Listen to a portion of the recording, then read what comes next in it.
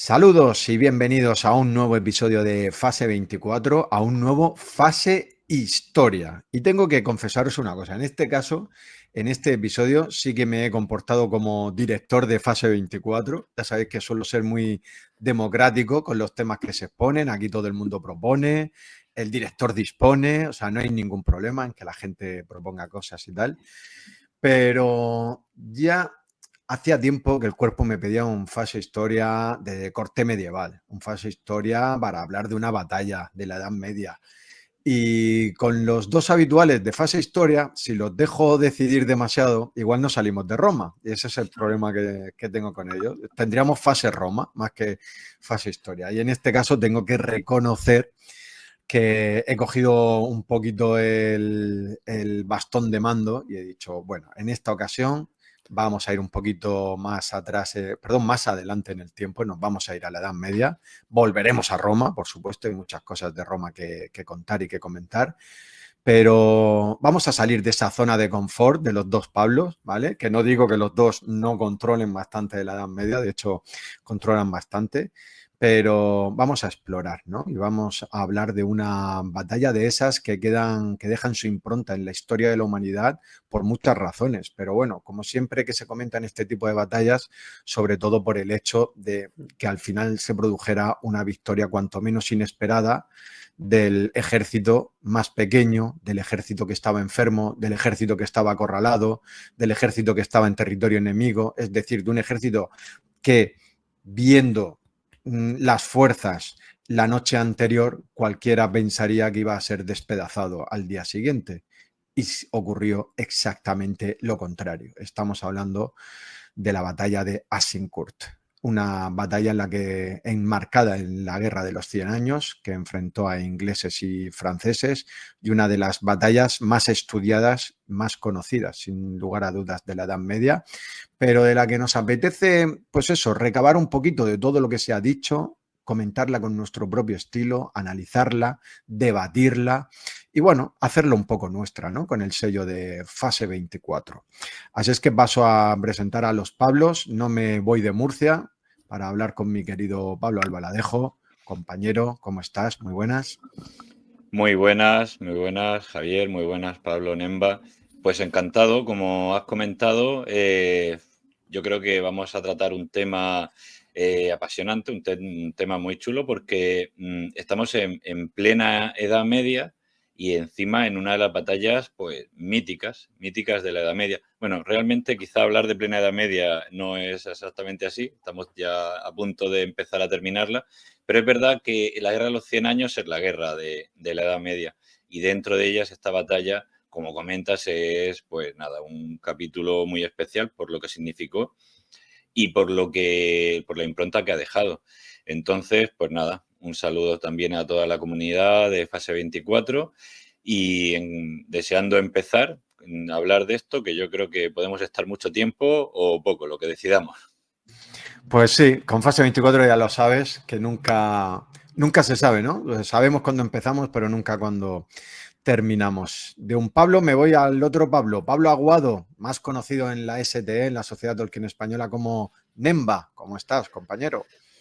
Pues muy ilusionado de poder hablar de esta batalla. Fíjate que cuando nos sentamos a hablarla, planteamos otra opción.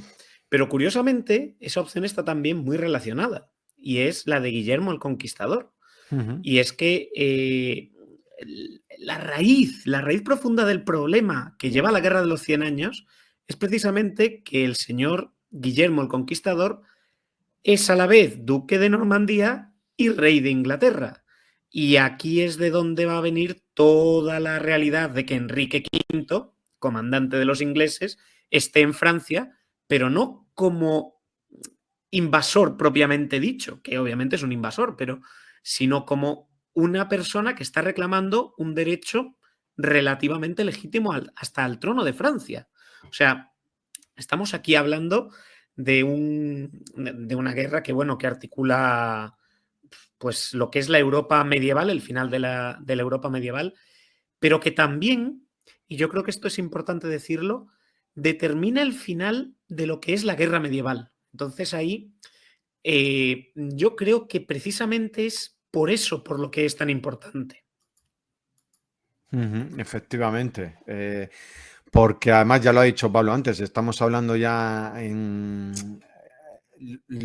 términos ya de tiempo, ¿no? Pues efectivamente este siglo cuando acabe va a marcar ya el final de lo que conocemos como Edad Media. Así es que bueno, pues si os parece, como siempre se suele hacer, ¿no? Cuando hablamos de historia, pues hay que comentar un poquito el contexto histórico en el que se enmarca esta guerra, los antecedentes, es decir, qué va a llevar a esta batalla, ¿verdad? A la batalla en concreto de Azincourt. Y lo que se dice, bueno, es que es lo que hemos comentado al principio, ¿no? Se enmarca en la conocida como Guerra de los 100 años. Por poner un poquito de contexto, el que quiera de los dos, ¿qué es la Guerra de los 100 años? Así muy resumido, ¿no? En pocas palabras, en la que se enmarca esta guerra. Esta batalla. Bueno, la verdad es que, como he comentado, es una guerra que en realidad dura más de 100 años, con lo cual todo lo que pueda resultar impresionante el nombre en realidad es más todavía. Y es una guerra que comienza precisamente por un problema dinástico. O sea, comienza en 1337, se alarga hasta 1453, con lo cual estamos hablando de más de 100 años, pero en realidad van a ser varias guerras, incluida alguna guerra civil dentro de Francia, pero varias guerras entre el poder de Francia o la falta de poder, porque muchas veces pasa eso, y los monarcas ingleses que van a intentar obtener tierras o indirectamente obtener el trono de Francia. Entonces, así el origen va a ser precisamente un matrimonio que se produce entre el rey de Inglaterra, la hermana del rey francés, que deja a un hijo que podría optar al trono. Estamos hablando de Carlos IV de Francia, que al morir deja el trono sin descendencia masculina. Y aquí es cuando va a empezar el problema. Eduardo III de Inglaterra es hijo de Eduardo II e Isabel de Francia. De ahí viene su derecho a gobernar. Y como muere sin hijos Carlos IV, pues va a decir, aquí yo tengo derechos. Sin embargo, los nobles franceses intentarán aplicar la ley sálica, que es un tema que también ha afectado bastante a España y tuvo también sus problemas en el siglo XIX. Pero aquí lo que viene a decir la ley sálica es que no pueden gobernar las mujeres, con lo cual no pueden reinar las mujeres, con lo cual ese derecho de sucesión los perdería Eduardo III de Inglaterra. Así que Eduardo III reclama el trono, los nobles están en contra y Felipe VI de Valois será el monarca francés que elegirá. Y Eduardo III verá así la forma de intervenir en Francia.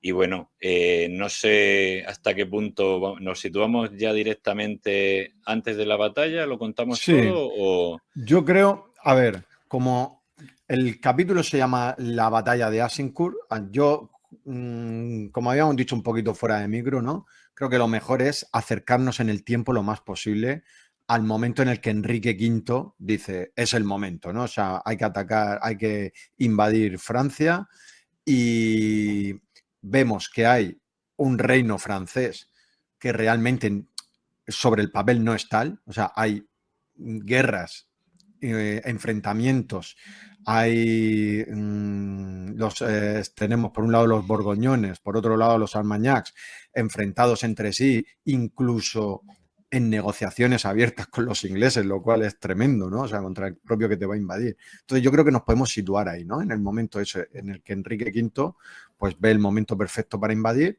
y en Francia realmente, aunque luego cuando lleguemos al campo de batalla sí que van a presentar un ejército, como decía antes, sobre el papel bastante más impresionante, pero la realidad de lo que había, o sea, esas interioridades dentro del reino francés también se plasmaron dentro del ejército, ¿no? Que era pues un país fracturado, o sea, todavía no era, o en ese momento no era, pues lo que se terminaría siendo Francia, ¿no? Un Reino Unido realmente bajo una corona.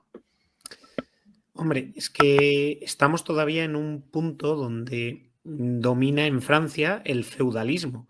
Y de hecho, claro, todas las causas que hemos comentado antes, muchas de ellas tienen que ver con cuestiones feudales. O sea, el rey de Inglaterra, aparte de derechos dinásticos, Enrique III, ¿no? Tenían derechos territoriales sobre Francia, desde el Ducado de Normandía, pero es que también desde 1000 y pico tenían también de Aquitania, por el matrimonio con Leonor de Aquitania. Entonces, claro, durante gran parte de la Edad Media se da una dualidad muy curiosa, donde el rey de Inglaterra en esos territorios es, digámoslo así, vasallo y debe rendir pleitesía al rey de Francia. ¿Qué pasa entonces? Que Inglaterra, por sí misma, ¿vale? Y además, bueno, justo en este momento, Enrique V mismo lo que hace es pacificar mucho del territorio de Inglaterra y también centralizar mucho. O sea, conseguir que el reino funcione pues, de una manera mucho más a su manera, sin depender de los señores. Eso lo va a hacer también en su propio ejército. ¿Qué pasa en Francia? Que sigue siendo totalmente feudal, en el sentido de que el rey tiene que depender de los señores que le prestan vasallaje para todo, para el dinero que le dan, para las tropas que le ofrecen, y eso pues es realmente un peligro. Entonces, cuando hay problemas, como por ejemplo situaciones de, por lo que ha dicho, cuestiones dinásticas, problemas, en este caso es el rey de Francia, pues que no estaba precisamente en sus cabales, ¿vale? El rey Carlos VI de Francia, pues la gente empieza a buscar esa sucesión. Entonces se da esos dos bandos enfrentados, ¿no? Que son entre los borgoñones con el duque de Borgoña, Juan sin Miedo, y por otro lado los Armagnacs, que van con el duque de Orleans. Y básicamente lo que tienes pues son la nobleza francesa, cada uno con sus sucesivos, ¿no? Vasallajes, pues apoyando, digámoslo así, una opción u otra.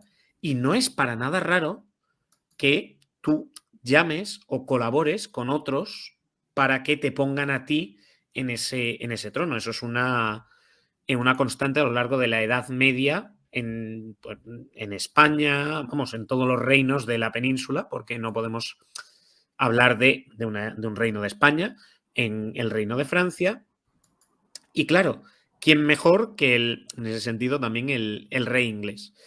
Y claro, aquí en esta debilidad, en esa, claro, suerte, ¿no? de guerra civil, a lo mejor no tan abierta, pero guerra civil, o sea, los franceses, los nobles franceses estaban todos peleados unos con otros. Pues Enrique V ve la opción, porque él tiene cierto dominio, ¿no? Ciertos dominios dentro de lo que es Francia, dominios territoriales, pues decide que es el momento. Empieza a armar su país, empieza a preparar una especie de ejército, ¿no? Es que no sé si llamarlo ya profesional, porque los ejércitos profesionales vienen en realidad después, pero ya es casi semiprofesional, o sea, les paga él, les paga, ¿no? Recibe permiso del Parlamento británico para conseguir dinero para precisamente destinarlo a eso. Y pues va a preparar una invasión desde el punto de vista de va a planear tropas, va a planear logística, va a planear todo lo demás, aprovechando, pues eso, que los franceses se están peleando unos con otros. Bueno, para los que lo estáis viendo, ¿no? En YouTube tenemos, si es que al final lo terminamos sacando en vídeo, que es una de las ideas que a veces tenemos en fase 24. En principio sí, si se graba bien, en principio sí. Estamos viendo un mapa de precisamente la situación en 1415, ¿vale? Y básicamente... Las flechitas rojas que se ven es justo el momento de 1415 de los franceses, ¿vale? Las azules, perdón, las blancas ya son posteriores las rayitas blancas que son las de Juana de Arco, ¿vale? Y la ruta de Juana de Arco. Y las azules también es la de Juana de Arco con Carlos VII, ¿vale? Hasta su coronación.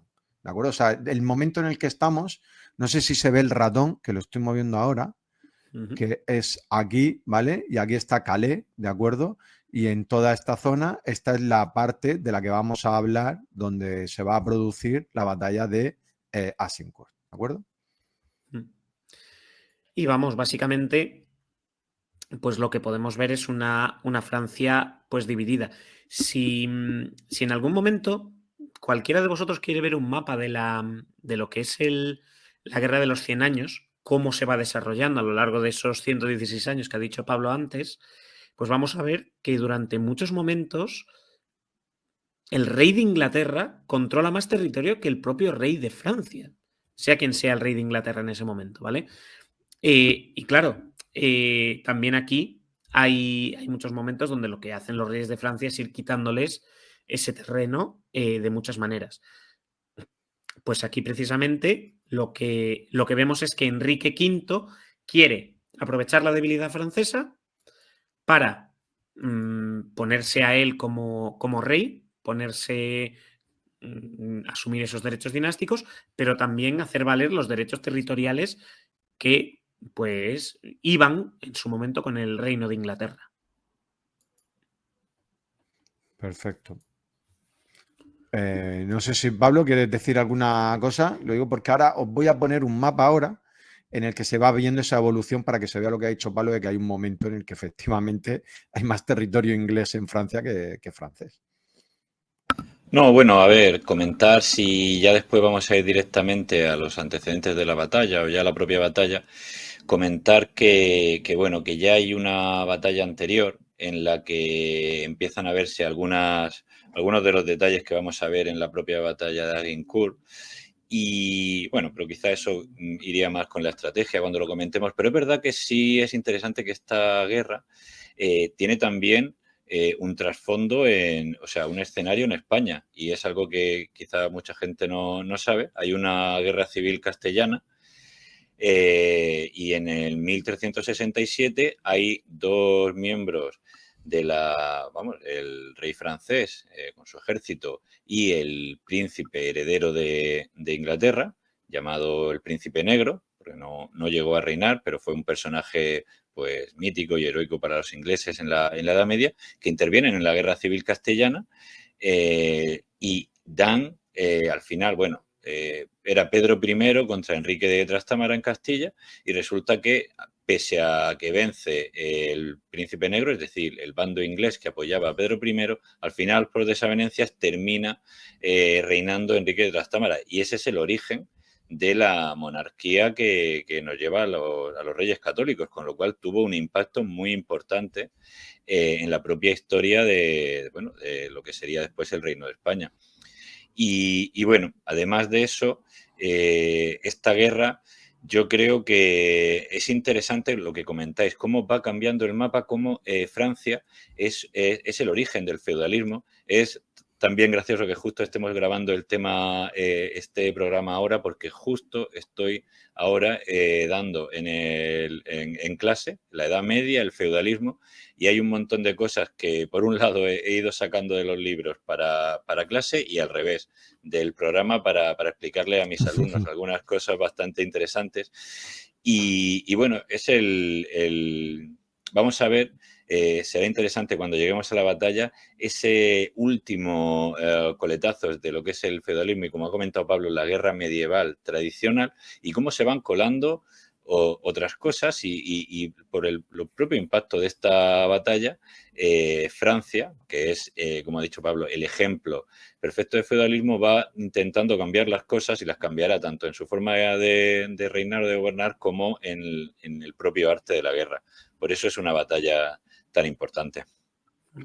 Muy bien. Y perdón, Pablo. como último detalle, me refiero sobre la Guerra de los 100 años, para ya meternos, si quieres, con lo de la batalla. Es curioso que termina la Guerra de los 100 años en 1453, que es la fecha ¿vale? No estrictamente aquí en España, porque aquí lo hacemos coincidir con la caída de Granada y el descubrimiento de América, unos años después, 1492, pero 1453 es la fecha en Europa del final de la Edad Media, porque es la caída de Constantinopla, el final del Imperio Romano, que coincide también, efectivamente, con el final de la Guerra de los 100 años. O sea, son dos eventos que dan fin a la Edad Media en Europa.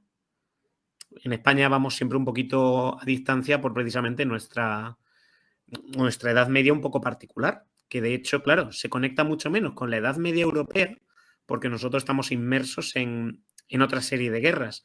Aunque ya en esta parte, que es lo que ha dicho Pablo, ya tienes mucha relación. Y en particular, cuando, por ejemplo, está por medio también el Reino de Navarra, que si nos dedicáramos un poquito a tocar por aquí, el Reino de Navarra está, bueno, de hecho, Navarra y Francia tienen en varias ocasiones el mismo rey, ¿vale? Pero bueno, creo que eso no es función de este podcast. Somos capaces, Javi, en un podcast de la Guerra de los 100 años, de pasar nosotros tantos hablando, ¿vale? Sí, en el último fase de tertulia no estaba previsto y hablamos de Rosalía, o sea que no creo que salga hoy el tema, ¿no? Pero quién Bueno, sabe, o sea, nunca se sabe. nos podemos desviar por cualquier asunto. Bueno, aquí hemos visto, para los que lo están viendo en YouTube, pues un poco la evolución, ¿no? En un color anaranjado el territorio de Francia y en un color verdoso el territorio de los ingleses, y ver cómo sí que efectivamente hay algún momento. Si vemos el comienzo de la Guerra de los 100 años, arriba a la izquierda estamos en el momento anterior a la batalla de Crécy, ¿vale? Si nos vamos al mapa que hay a su derecha, arriba a la derecha, es después de la batalla de Poitiers, 1360. Si nos vamos al momento de máximo apogeo de los ingleses dentro del territorio francés, estamos en el año 1429, después del asedio a Orleans. Aquí ya se ha producido la batalla de Azincourt, que quizá puede ser la que marca el mayor dominio inglés dentro del territorio francés, aunque al final la guerra la perdieran, pero en ese momento sí que fue un punto de inflexión favorable a los ingleses por el desastre que supuso para Francia. Y después ya tenemos en 1453, abajo a la derecha, pues ya Francia habiendo recuperado todo su territorio. De Juana de Arco ya hablaremos, ¿de acuerdo? Más adelante, porque hoy no nos vamos a meter en esa historia. Bueno, pues vámonos con Enrique V. ¿Por qué decide invadir Francia? ¿Qué situación hay en Francia en ese momento, que lo hemos comentado un poquito? Y qué bien juega ya sus cartas desde el principio Enrique V, que sí que es verdad que al principio pide la devolución, ¿no?, de los territorios, pero bueno, es como, no sé si es como ganar tiempo, como utilizar algunas tretas diplomáticas para luego justificarse, pero parece que de esta manera era como que él ya estaba estableciendo contactos con los borgoñones, o sea, él está incluso hablando con las personas de los territorios que luego posteriormente va a invadir. O sea, explícame un poquito esto de cuál es la jugada de Enrique V y cuál es la decisión de decir vamos a Francia y vamos a invadir territorio francés. A ver, coméntame. Bueno, Enrique V, como has comentado, lo que tiene antes de, o bueno, o como escenario o destino en Francia, es una posibilidad también de reafirmarse.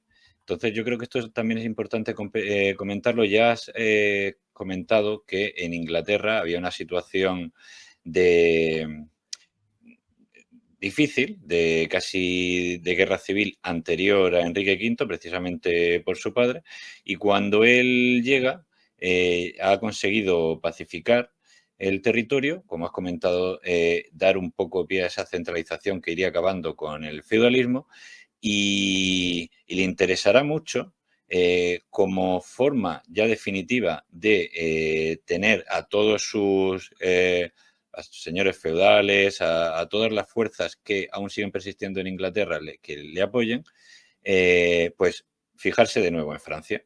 En Francia están los derechos dinásticos, está los territorios que han tenido en ciertos momentos y va a reclamarlos, pues no solo porque le puede venir bien financieramente y como poder, sino para modo de reafirmarse también en Inglaterra.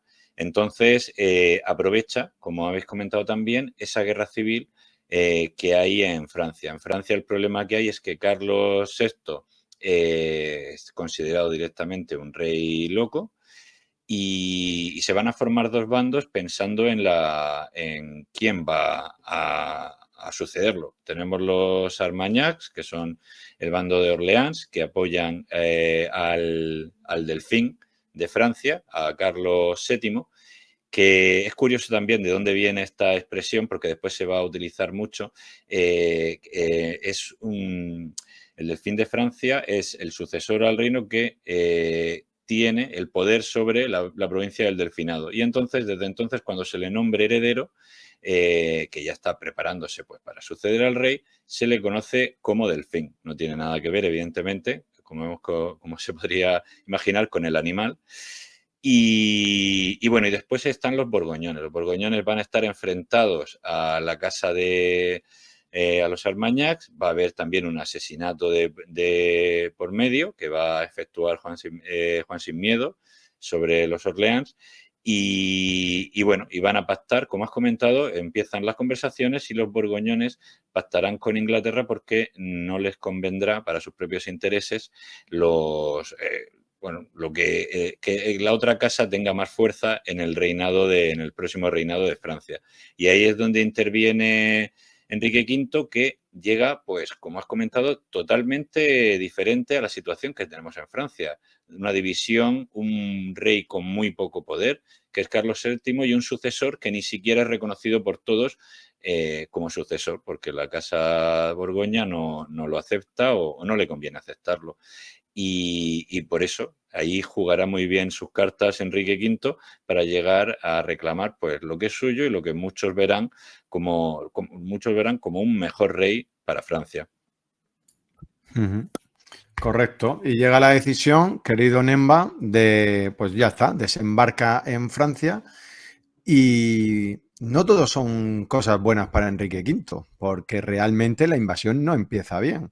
Empieza con un asedio a Harfleur en el que esperan una victoria medianamente rápida y con pocas bajas, unas estimaciones de en unos días esto lo hemos tomado, y realmente le llevó bastante más tiempo del que habían planificado, con un coste material y con un coste humano bastante grande.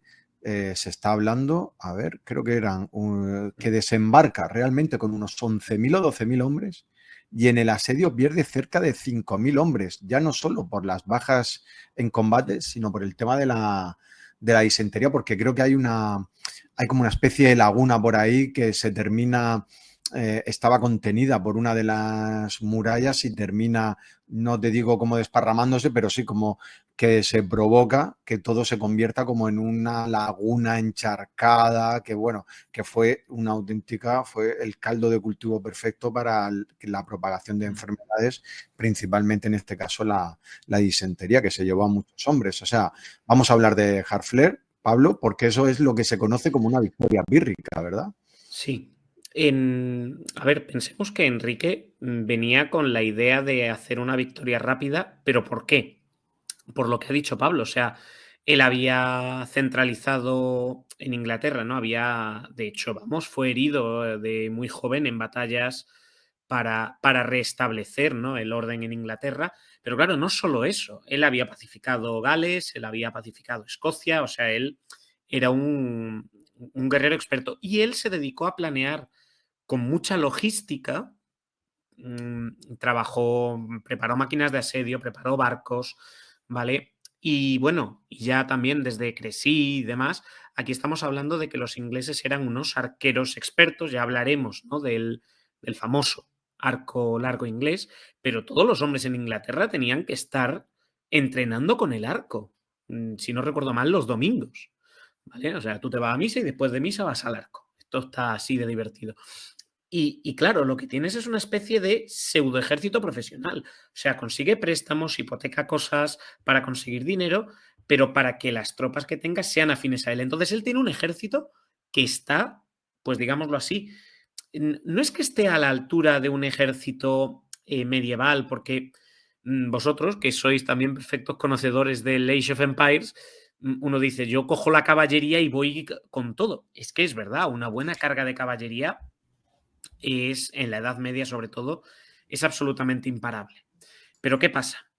Que aquí estamos planteando otra serie de cosas. Él quiere ir y eliminar a los franceses mediante, pues eso, dominando las plazas clave. En particular, Harfleur era un puerto muy importante a la hora de poder comunicar luego con Inglaterra. Y se encuentra con, pues con que el asedio no le sale bien. No le sale bien. Y es una cosa muy clásica de todo asedio en la antigüedad o en la Edad Media, que aquí termina habiendo enfermedades. Básicamente, ¿por qué? Pues porque no hay grandes medidas de higiene, no hay... pues actualmente, si se diera un asedio, actualmente, que bueno, ya las guerras no van por ese lado, pero si hubiera un asedio, ya no se van dejando los restos orgánicos de comida, de deposiciones cerca, ni los de la ciudad también. Entonces, claro, cuando hay poca higiene, cuando hay mucha gente en muy poco espacio, pues al final termina pasando lo que termina pasando. Y en este caso, pues básicamente lo que terminan es con disentería. Vamos, básicamente diarrea y a lo bruto. Y más fuerte, ¿vale? O sea, las fuentes clásicas, o sea, hablan de que realmente pues, el ejército queda destrozado.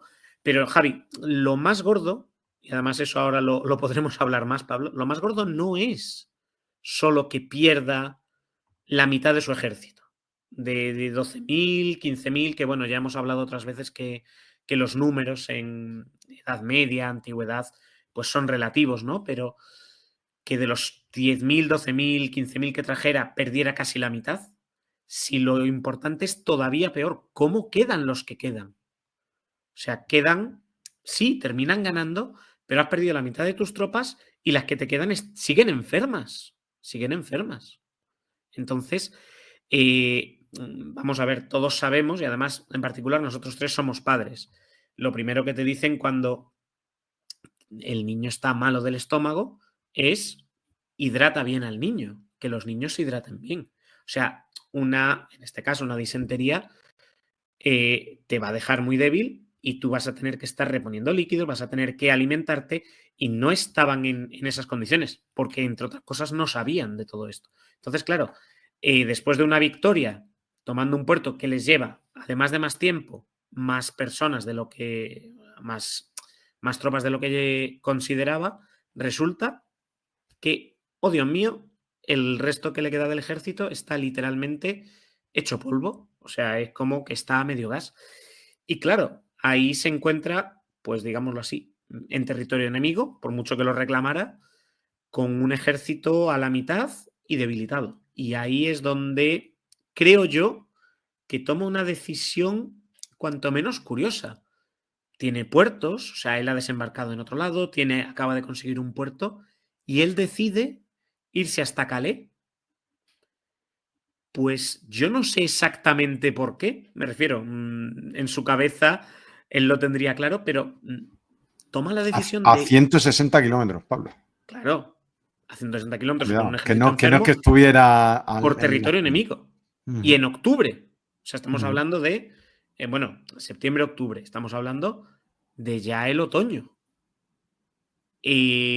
¿Por qué? Pues quizás, pues eso, por excesiva confianza de sí mismo, por decir aquí estoy yo, no lo sé. Pero claro, los franceses en ese momento ven el cielo abierto y dicen, esta es la nuestra. Efectivamente.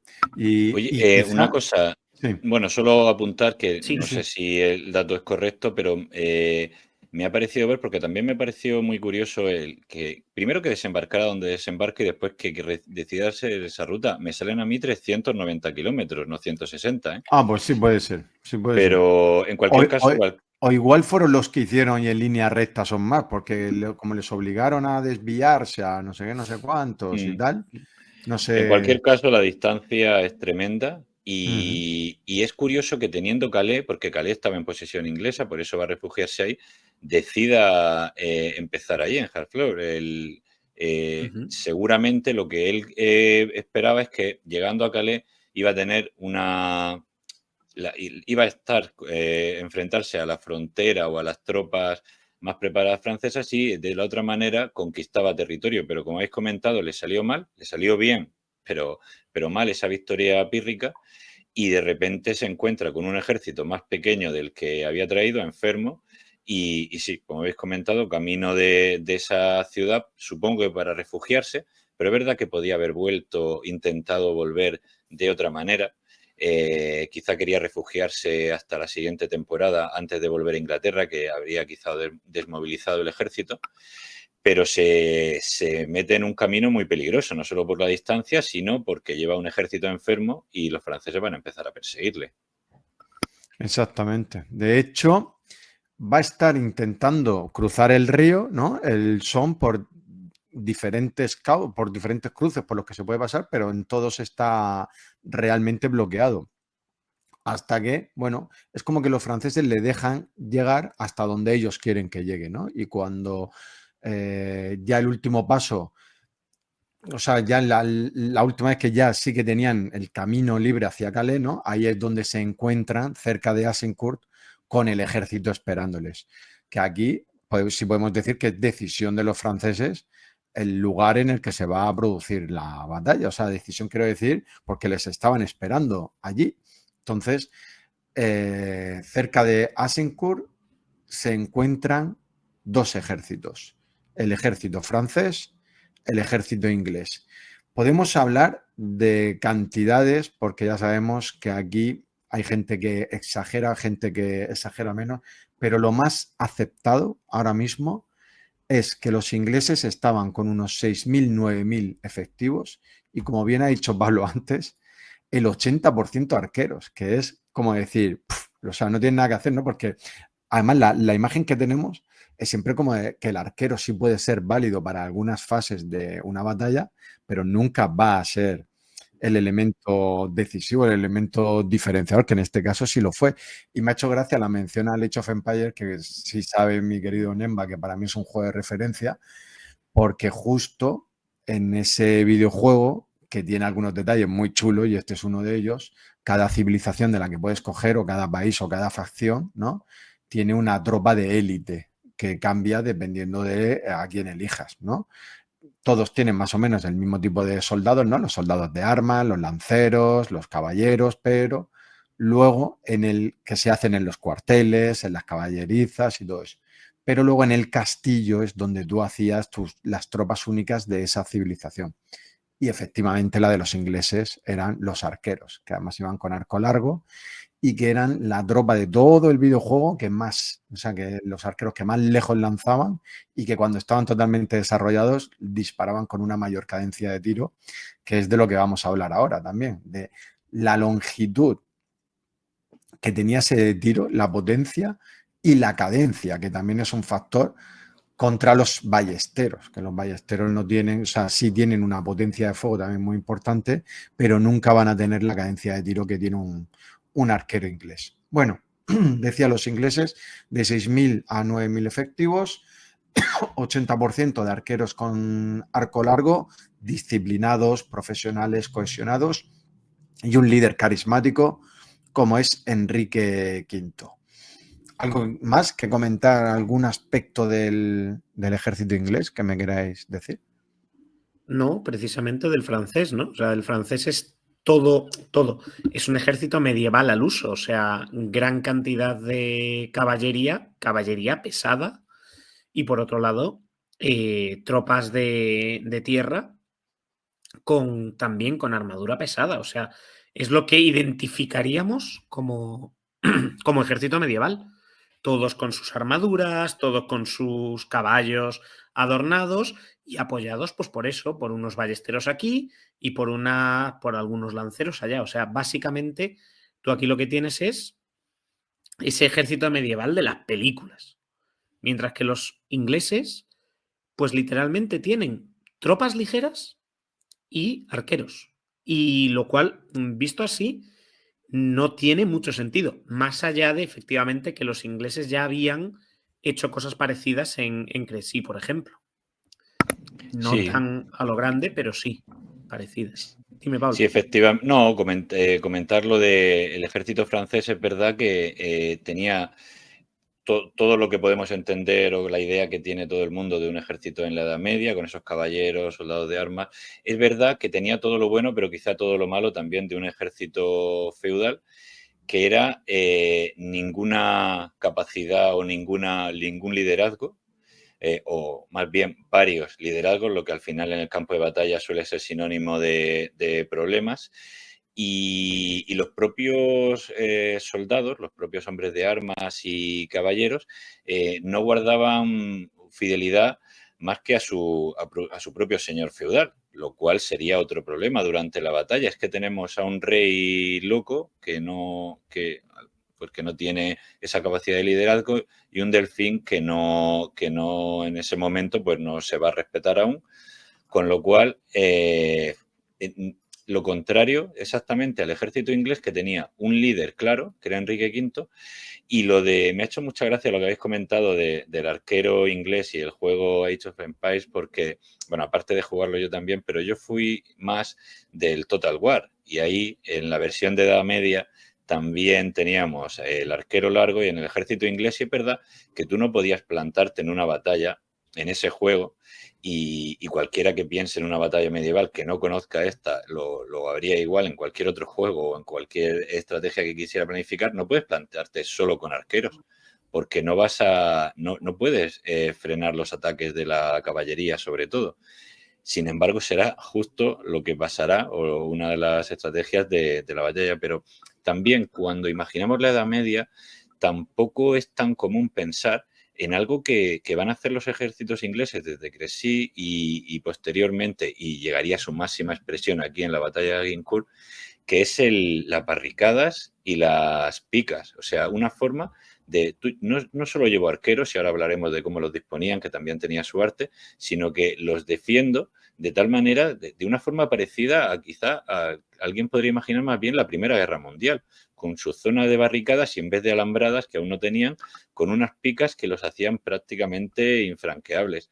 Entonces era una forma... Puede parecer que iban de forma suicida, pero es verdad que estaban muy preparados para luchar como ellos sabían y como les había funcionado desde Crecy, que podemos citar que fue el primer momento donde ballesteros franceses y arqueros ingleses se enfrentaron. Bueno, se enfrentarían antes, pero es la primera vez que se produce una derrota aplastante de los franceses, y ocurre precisamente por eso. Los ballesteros franceses piensan que con sus armas más modernas, mejor preparadas, van a vencer a los ingleses, y la cadencia de tiro inglesa, pueden disparar las ballestas, creo que los arcos largos podían disparar más o menos a la misma distancia si era una buena ballesta, pero la cadencia de tiro no tenía nada que ver. Creo que se llega a 12 flechas por minuto, si eres un buen arquero y entrenado, y como ha comentado Pablo, los arqueros en Inglaterra estaban obligados a estar entrenados, o sea que llegaban ya con la mili hecha, se podría decir. Y sin embargo, los ballesteros tenían una cadencia de tiro mucho menor, no sé si vienen a ser como 2, 3 flechas por minuto, con lo cual en cuanto se ven superados por los ingleses, se retiran, y esto estoy hablando aún de Crecy, y la caballería francesa dice: mira, no lo han conseguido los ballesteros, pero nosotros vamos a destrozar a esos arqueros, y por el propio caos de los arqueros, de los ballesteros volviendo, y por las propias flechas de los arqueros ingleses, son derrotados. Y claro, los ingleses tomarían buena nota y dicen: mira, con este ejército, con esta disposición, con esta elección de tropas, de arqueros, que además los tenemos bien entrenados, podemos vencer a la que parecía todopoderosa caballería francesa. Y es curioso que de eso no se tomara ninguna lección, o muy pocas, por parte de Francia antes de llegar a la batalla de Agincourt. Aquí entra un poco la prepotencia, ¿no? La confianza, porque numéricamente las cifras más conservadoras, o bueno, las que son como que no quieren exagerar demasiado, ¿no? Están hablando de una ventaja de 2-1 de los franceses, las más exageradas hablan de 5-1, es decir, un ejército francés de entre 12.000 y 30.000 hombres, ¿vale? Yo siempre en estos casos estoy por tirar más a la mitad, ¿no? Vamos a pensar de 3-1 de ventaja de los franceses, que podría ser un poquito lo más aceptado. Y esa sensación de estamos ante un enemigo enfermo, que ha perdido un montón de hombres por enfermedad, que sigue teniendo a casi todo su ejército exhausto y enfermo, acorralado.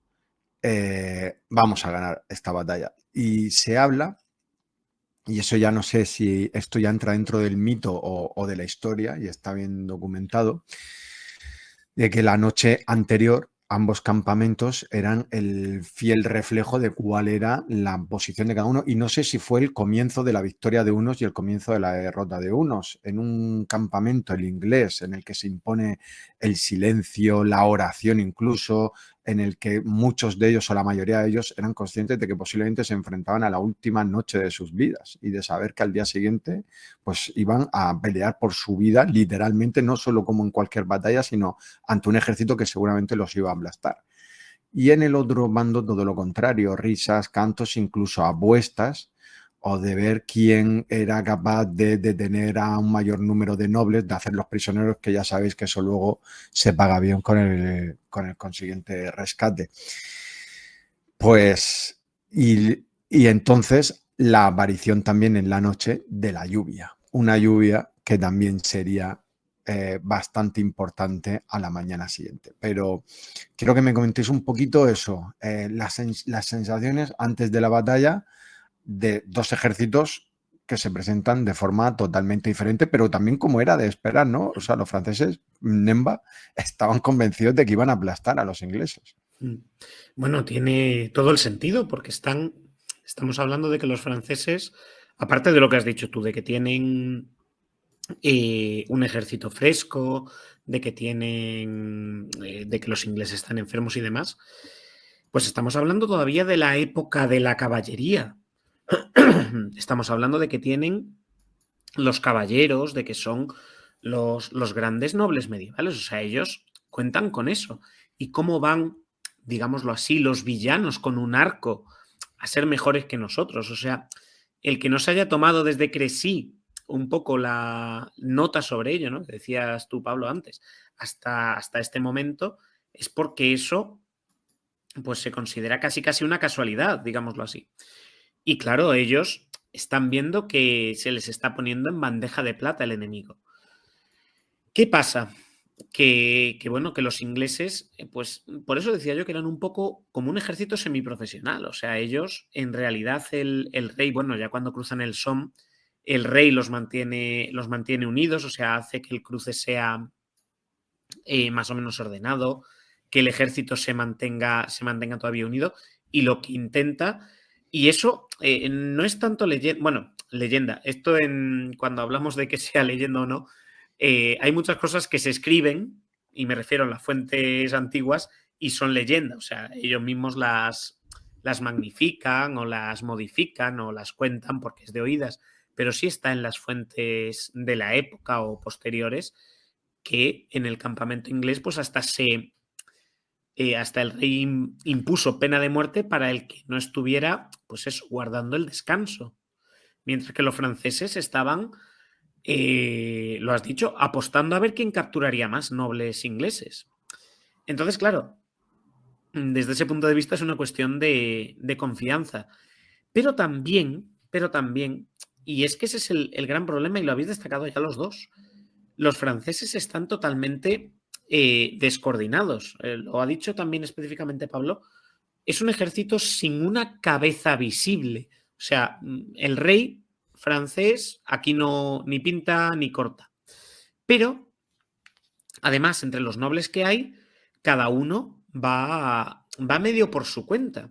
Y de hecho eso, a lo largo del desarrollo de la batalla, esa falta de mando unificado también va a tener problemas. Pero claro, lo que quieren entre ellos es competir, porque el que capture más tendrá luego más influencia en el rey, en la corte. Y eso al final pesa mucho. Los ingleses, vuelvo a decir, en ese sentido son un ejército mucho más profesional. Y eso básicamente nos pone en una situación en la que los ingleses, pues no les queda otra que combatir, porque además el rey inglés dice que sí, que él no se va a dedicar a poner batalla, pero que si le declaran batalla, él se pone, o sea, él no va a rehuirla. Y entonces se encuentran con que, pues, los ingleses se lo toman en serio y los franceses se lo toman como que la batalla ya está ganada. O sea, han vendido la piel del oso antes de cazarlo. Y aunque estés en un 3-1, que yo también creo, Javi, que es la proporción más adecuada, ¿vale? Yo diría que, y además, entiéndeme, no tanto a potencia de fuego, ¿no? como los arqueros, pero en lo que es potencia de ejército, yo hubiera apostado por los franceses, porque es que la tenían todas. Tú tienes tu caballería, tienes tu infantería, tienes tus tropas a distancia y dices, tú es que eso en una carga de caballería clásica se supone que tienes que conseguirlo. Pues los ingleses tuvieron un poco de suerte, tuvieron mucho de estrategia, porque ahí es donde iremos ahora, me imagino, que es a la disposición táctica que hacen los ingleses y sobre todo con esas picas, con esas estacas, que al final es como tropas a pie pueden detener un ataque de caballería. Pues lo harán en su momento, lo hicieron en su momento, pues tanto los romanos contra cargas de caballería de quien fuera, los griegos contra cualquier carga de caballería, tú pones las picas hacia adelante. Pues en este caso tú lo que haces es colocar unas estacas. Y eso es una estrategia que ya tienen planteada. Pero bueno, iba a decir yo aquí en Galicia, no estoy en Galicia, pero en Galicia y bueno, y en muchos sitios más, ¿no? Pero los castros, ¿vale? Lo que son las poblaciones fortificadas que están encima de montañas de la época prerromana y justo del comienzo de Roma, cuando todavía no eran parte de Roma, muchos de ellos tienen defensas y había estacas, había zonas donde había estacas y donde había piedras precisamente para evitar que les atacara la caballería y entonces obligar a que solo pudieran atacar por un sitio. Entonces es una táctica que viene muy desde antiguo. Evitar que te puedan atacar usando, pues eso, picas o estacas. Muy bien. Vamos con la elección del campo de batalla, Pablo Albaladejo, porque también es crucial a la hora de entender la batalla de Agincourt y la victoria de Enrique V. Claro, lo que menos te conviene ante un ejército como el francés es hacerlo a campo abierto, ¿no? O sea, y yo creo que la elección del lugar exacto en el que se iba a producir la batalla también fue determinante en el resultado final. Sí, así es. Y como comentas, teóricamente fueron los franceses los que eligieron el campo de batalla, pero no podían haberlo hecho peor, tal y como, bueno, las circunstancias después climatológicas también afectaron, la lluvia, pero eligieron un terreno que les daba ventaja teóricamente por la inclinación, estaban en lo alto ellos y los ingleses en lo bajo, pero no se dieron cuenta de que habían dejado a los ingleses en una zona donde se estrechaba el campo de batalla, el bosque. Y para explicar un poquillo, en los bosques, en esta época, en la Edad Media, no se podía luchar, no había batallas, se luchaba a campo abierto y el bosque era casi como una defensa más con la que contaba quien pudiera utilizarla. Y los ingleses lo harían de forma, genial, porque al estrecharse el terreno hacia abajo, hacia donde ellos se habían colocado, tenían protegidos ambos flancos y dispondrían los arqueros en dos cuñas a cada lado de sus tropas ya de infantería. Al hacerlo así, al colocarlos en cuña y haber tenido aparte el tiempo de preparar esas defensas de las que hemos hablado, no había forma de que la caballería, que lo intentó al principio, atacara primero a los arqueros, sino que había que dirigirse al centro del campo de batalla. Y eso fue lo que los ingleses querían, porque si te acercabas al campo de batalla por el centro, te encontrabas con una lluvia de flechas, no solo de frente, y los arqueros ingleses tenían la capacidad por distancia de superar, de llegar más, sino desde ambos lados. O sea, te estaban golpeando por un flanco o por el otro, y enfrente tenías a los soldados ingleses. Entonces, has comentado antes, Pablo, que toda la ventaja, bueno, y se dice esta batalla que precisamente es histórica porque la vencieron los ingleses cuando todo apuntaba a lo contrario.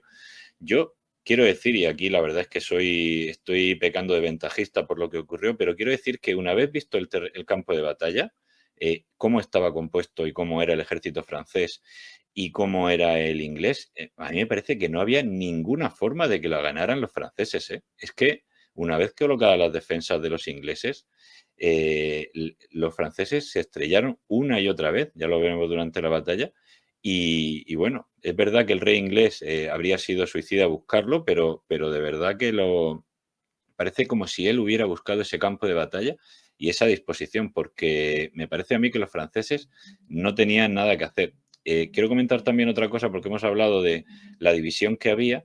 También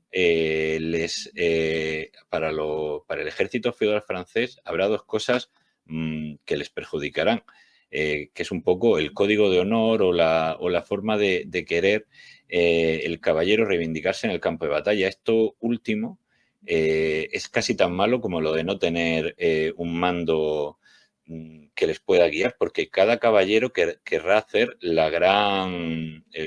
gran ataque legendario de la batalla, y eso no entra dentro de la mentalidad de un ejército totalmente centralizado, táctico, como el inglés. Lo otro, lo de la caballería, ya lo comentaremos al final, pero le jugó una mala pasada a los caballeros franceses. Así es, correcto.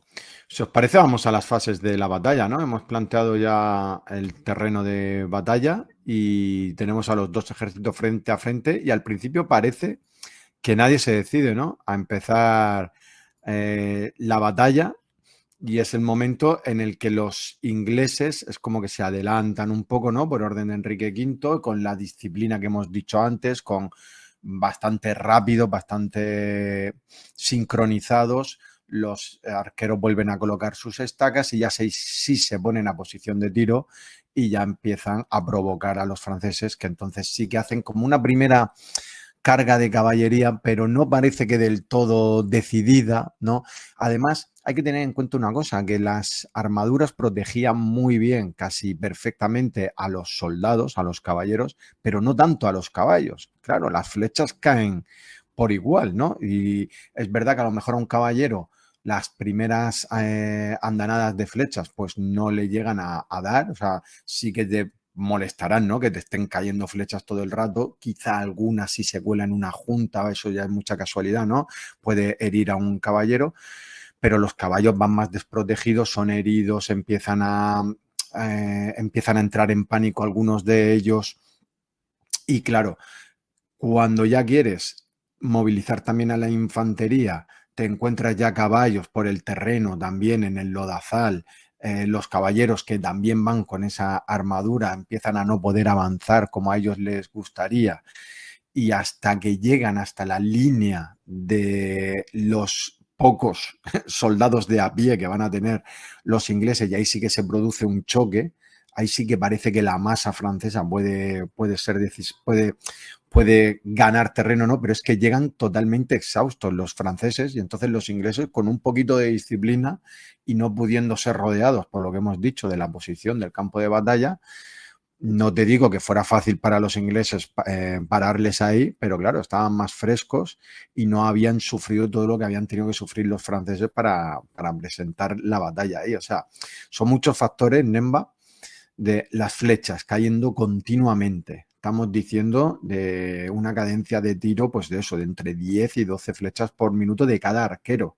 Y estamos hablando de que el 80% de esos 6.000, 9.000 hombres son arqueros. O sea, son muchos miles de flechas cayendo al mismo tiempo. Al final hacen mella en los franceses, y cuando llegan a esa línea de combate donde en teoría los franceses iban a aplastar a los ingleses, pues claro, se encuentran con que no pueden porque están ya hundidos en el barro, y algunos de ellos han llegado medio muertos. Bueno, y algunos es que ni han llegado. De Claro. hecho, bueno, el planteamiento táctico de la batalla es muy interesante. De hecho, he intentado compartir pantalla. Si quieres, Sí, voy. la puedes subir, porque me parece también muy interesante que el que lo esté escuchando en podcast lo puede mirar, ¿no? En cualquier estrategia, me refiero en cualquier buscador, pero, claro, ¿qué es lo que hacen los ingleses? Lo has dicho tú, avanzan un poquito. ¿Para qué? Para tentar, porque nadie se apuntaba a iniciar la batalla. Esto es una cosa que pasa mucho en la antigüedad. Salían los ejércitos, se ponían uno frente al otro y aquí hasta que uno no empezara la batalla, a veces se volvían a retirar y mañana se volverían a formar. Pero claro, Enrique V sabe una cosa, y es que sus tropas tienen problemas físicos, sus tropas están cansadas, sus tropas no tienen comida, no tienen, ¿vale? O sea, estaban relativamente en retirada. Entonces, claro, él avanza lo suficiente como para tentar a los franceses, quedando todavía fuera de lo que era el rango de tiro de los arqueros o de los ballesteros franceses, pero sin embargo, él sí los tenía a tiro. Entonces, claro, de esa manera provocas que ellos tengan que atacar. Y en realidad coloca un poco a las tropas, pues eso, que eran lo que tú has dicho, como un 20% de tropas de combate, que tampoco eran soldados pesados, o sea, sería infantería más o menos ligera. La coloca un poco en el centro y la rodea, ¿vale? Pero incluso un pelín adelantada con los arqueros, con sus cuñas, etc. ¿Qué pasa? Que, digámoslo así, puedes cubrir todo el frente de batalla desde varios puntos con una lluvia de flechas. Claro, tú puedes tirar 10 flechas por minuto. Si sois 5.000 arqueros, podéis tirar 50.000 flechas por minuto. Eso, échale que cada arquero no sé cuántas flechas podría llevar, pero tú imagínate que pudieran mantener ese ritmo durante 5 minutos solamente. Estamos hablando de 250.000 flechas. Creo que podían llevar alrededor de 50 flechas. Y ocurría una cosa también durante las batallas, que esto puede Pues resultar justo curioso. 5 minutos. 5 minutos, pero es que los arqueros recogían las flechas. Si podían, iban a recoger flechas porque las batallas, digamos, tenían momentos de ataque, momentos De de pausa. descanso, y ahí podían recoger flechas. Y es verdad, es que es una barbaridad lo que has comentado. Esas 50.000 flechas pueden acabar con la moral de cualquier ejército, de cualquier caballero. Es que en esos 5 minutos, 50.000 al minuto, que son 250.000, que los franceses serían 15.000 soldados, pero es que eso te está dando la friolera, pues prácticamente de 100 flechas por soldado y caballero francés. Mm, y lo que ha dicho Javi, oye, que es que no te tienen ni siquiera que dar. Que también es cierto que el arco inglés era relativamente potente, que esto bien tirado, tenían puntas bien diseñadas y que podían, en ciertas De condiciones madera sí de que es tejo, cierto. ¿no? De madera Sí, de de tejo madera de está. tejo, ¿vale? Ujú. Vamos, si quieres hablamos un momentillo del arco. Sí, sí, hombre, el longbow. El, Hoy hay que hablar del arco largo mm, de sí, inglés no porque digo es que como el estábamos arma en la decisiva. batalla, Sí, sí. podemos dejarlo Mira, es para el después si momento, quieres. justo que estamos Es el hablando de los momento. arqueros, A ver, es el momento. esto ahora ya me dejo de fuera el profe de historia que llevo dentro y saco el de física que está todos los Venga, días. dale. Esto es un arco de 2 metros, ¿vale? De madera de tejo, que es una madera relativamente flexible. ¿Qué es un elemento flexible? Pues que recupera su forma. Entonces, no solamente es la propia cuerda la que tiene la que acumula esa tensión, sino el propio arco. Más, y estamos hablando de 2 metros, o sea, ahí puedes conseguir si cogéis cualquier cosa que no sea flexible o que a vosotros os lo parezca y le intentáis doblar, cuanto más larga sea, vais a notar que se puede. Pero podéis probarlo con una plancha de cristal de 5 metros de largo, podéis probar que se dobla ligeramente. Pues cuanto más algo que sea flexible. Y toda esa fuerza que tú estás haciendo para doblarla, luego va a querer recuperarla volviendo a su forma original. Entonces, cuanta más energía acumula, pues tienes dos ventajas. Con más fuerza lanzas y más lejos lanzas. Pues todo eso es lo que tenía el arco. Pero es que no solo era el arco, era la punta. La punta era una punta... lo tengo por aquí apuntado. Puntas Botniak o ¿cómo era? Botkin. Sí, Puntas lo tenía Botkin. yo también por aquí. Ujú. Que, bueno, había de varios tipos, pero la idea principal es que, bueno, pudieran atravesar las corazas. Obviamente, a la distancia a la que estás inicialmente no vas a poder, ¿vale? Tiene que estar más cerca. Pero claro, en una junta, en una tal, o a los caballos. Y aquí voy a hacer una referencia que vas a odiar profunda y ampliamente, Javi, y es ¿cómo se detiene una carga de caballería? Según los anillos de poder, se detiene simplemente diciendo, ¡hey, ya está! Exacto. Imposible. Una carga de caballería es súper difícil de detener. ¿Cómo se detiene, en este caso, una carga de caballería? Porque has conseguido destrozar la línea. Has conseguido herir a los caballos. Has conseguido que los caballos se tengan que girar. Cae un caballo y entonces el de atrás o se tiene que parar o cae con él, aunque luego se pudiera volver a levantar. Pero claro, ya es un caballero que ha caído rodando y un caballero que lleva 30 kilos de metal encima. ¿Vale? 30 kilos de metal, que estamos hablando de mucho metal. Y no hemos incidido lo suficiente en que se pasó la noche anterior lloviendo y que el terreno era un campo, creo que recientemente arado. O sea, Ujú. esto era un lodazal, esto era una lameira, como decimos en Galicia. O sea, esto es barro para aburrir. Y en este barro los caballos no corren tanto, pero no habría problema en eso. Si el problema es cómo desbaratan la línea. La línea la desbaratas con un par de andanadas que lo que hacen es todos los... que le des a una cuarta parte de los caballos, me da igual. Pero uno herido, el otro caído, el otro se gira y entonces has desbaratado la línea. Y no solo eso, empiezan a huir. Y si viene detrás la infantería, ralentizas a la infantería. Entonces, claro, la táctica inglesa no es tanto eliminar al enemigo, sino conseguir que no te puedan atacar. Y eso es todo éxito en ese sentido de que vamos a ver, la carga no les puede llegar hasta ellos, tanto por las estacas como porque tú matas a los caballos. Entonces, claro, aquí en ese sentido, sí que es cierto que ahora mirándolo desde la perspectiva moderna, Pablo, tienes toda la razón. Los franceses no tenían nada que hacer. Ahora que tú dices, ¿tú por quién apuestas? Yo te doy, sin más datos, 15.000 caballeros y 6.000 arqueros y dices tú, yo tiro por los caballeros, claro. Pero aquí, por mucho que fueran los franceses los que medio escogieran la posición, es Enrique V el que establece estratégicamente eso, porque tal cual está puesto aquí el dibujo, y ya con eso te dejo a ti, Pablo, si quieres, es que además los tenían en embudo. Enrique V coloca un poquito adelantados en los flancos gran parte de sus arqueros. Entonces, claro, estamos haciendo casi como lo que hemos visto que hacía Aníbal, que era hundir a su fila para luego rodearles. Pues en este caso no hacía falta rodear, era para que te cayeran flechas de todos los lados.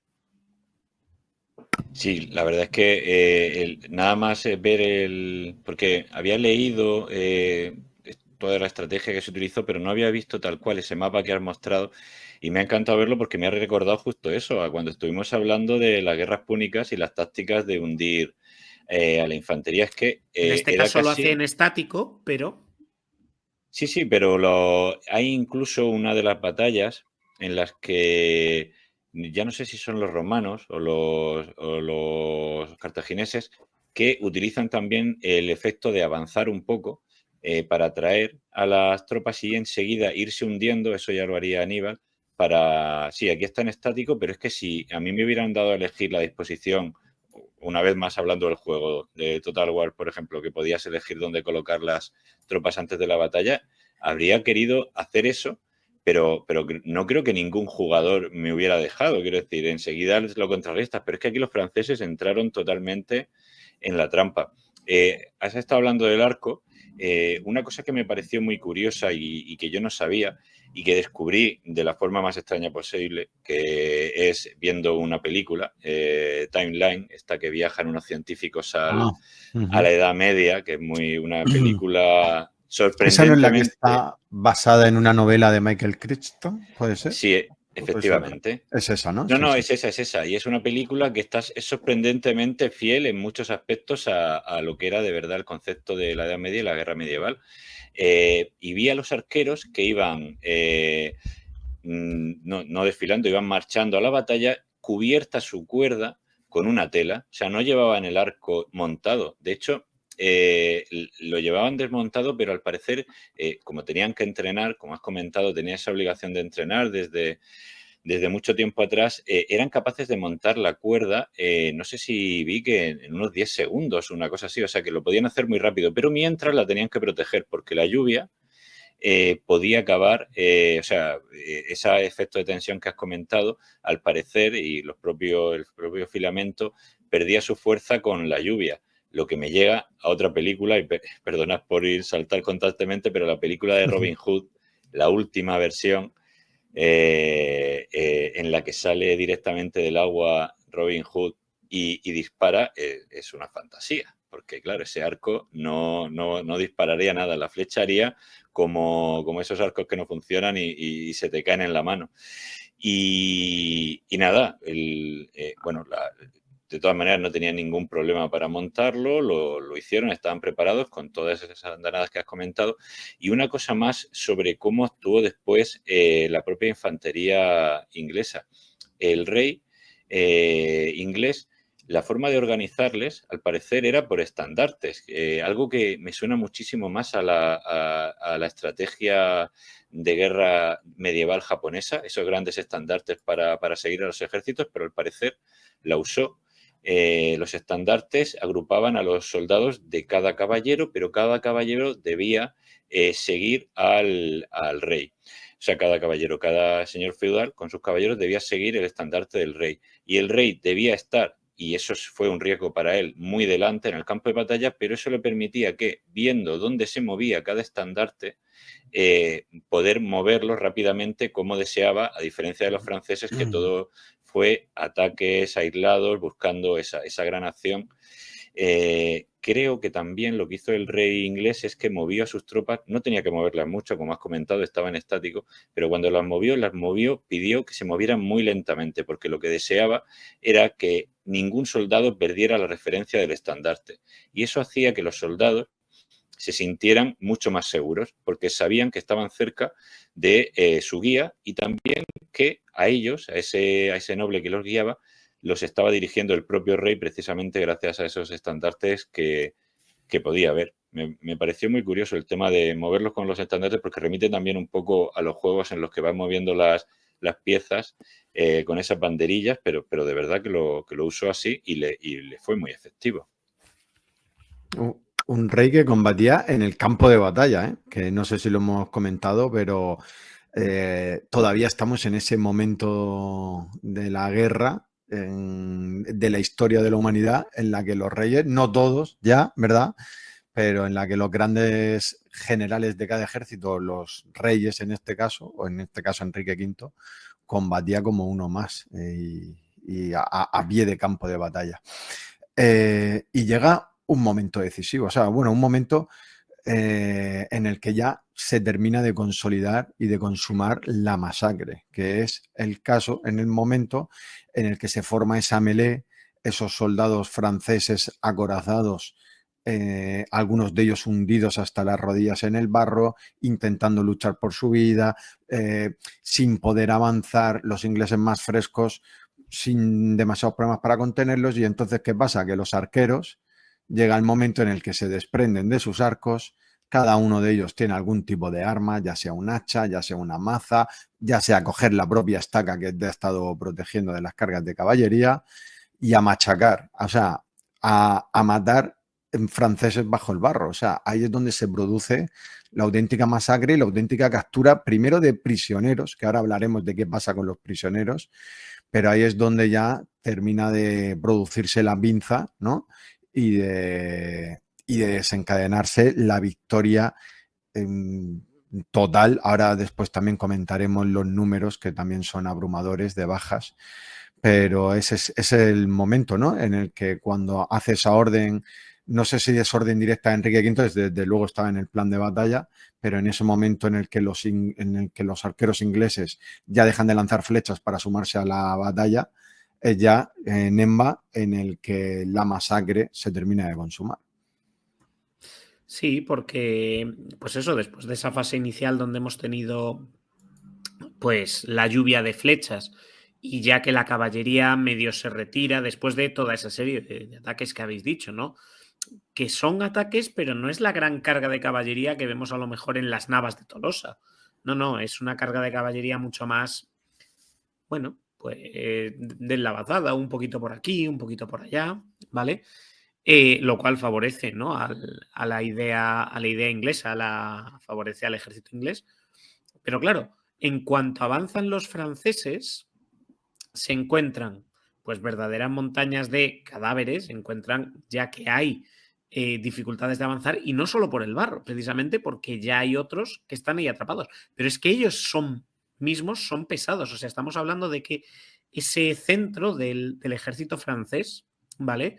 Con una disposición muy clásica, ¿no? La caballería más en las alas y el centro más la infantería, es infantería pesada, o sea, infantería armada, infantería con coraza también. Y eso, en una circunstancia como esta, precisamente como esta, donde estaba el barro, donde además se van a encontrar mientras avanzan con la huida de la caballería. Empiezan a ir más lentos, empiezan a desorganizarse. El apunte de Pablo sobre cómo se organizan los ingleses a la hora de avanzar es muy bueno, porque los ingleses no pierden el orden en ningún momento. En este caso, los franceses no huyen, o sea, no se crea una desbandada, pero el problema es que su avance ya empieza a ser mucho más irregular. Empieza a ser lento, empiezan a quedarse atrapados. Yo creo que hay fuentes de la época que dicen que como se cayeran algunos o algún caballero hubiera quedado caído, eran como tortugas panza arriba. O sea, si es que no podían levantarse. De hecho, es posible que algunos hasta se ahogaran en el barro. O sea, estamos hablando de realmente de un problema. Y eso vuelve a retrotraer casi a la primera, bueno, retrotraer, nos vuelve a plantear paralelismos con la Primera Guerra Mundial. O sea, las trincheras, todo el barro y las lluvias y tal, esto es un problema casi de trincheras. ¿Y qué es lo que hacen los franceses? Digo, los ingleses, avanzar con armas ligeras. Ellos no pesan, ellos tienen una protección ligera y van directamente a eliminar a gente que ya no es capaz de combatir. Pero no porque no, o sea, es que ya tampoco tienen fuerzas. O sea, porque es que es avanzar en el barro. Y esto voy a contarte una anécdota muy personal. Yo una vez, estando de campamento, pues nos bañábamos en un río y tal. Y pues explorando las orillas, yo me quedé cubierto de barro hasta la cintura. Salir de eso es súper complicado. Y yo Sin iba en armadura. bañador. Eso, sin ¿Eh? armaduras. Con Y armadura sin no armadura. sales. Yo iba con el bañador. O sea, yo salí porque básicamente pues me fui arrastrando, o sea, me subí al barro y me fui arrastrando por el cuerpo. Y ya luego, pues ahora imagínate eso con armadura. Avanzar cada paso en un barrizal así pesa muchísimo. Pues los franceses llegaron súper cansados y los ingleses básicamente iban rematando a placer. Iban rematando a placer.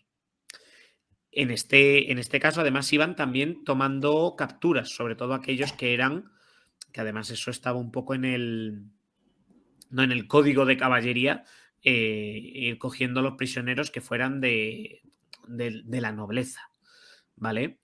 Que luego es lo que vamos a comentar, que hay ahí su controversia, ¿no? Pero básicamente es que es una matanza, porque en cuanto los franceses no pueden avanzar, los ingleses se dedican a, pues es que este no puede moverse, galletazo directamente. O sea, es que parece una tontería, pero es que es un plan ideal. Has dejado que se queden atrapados y tú solamente vas y los rematas.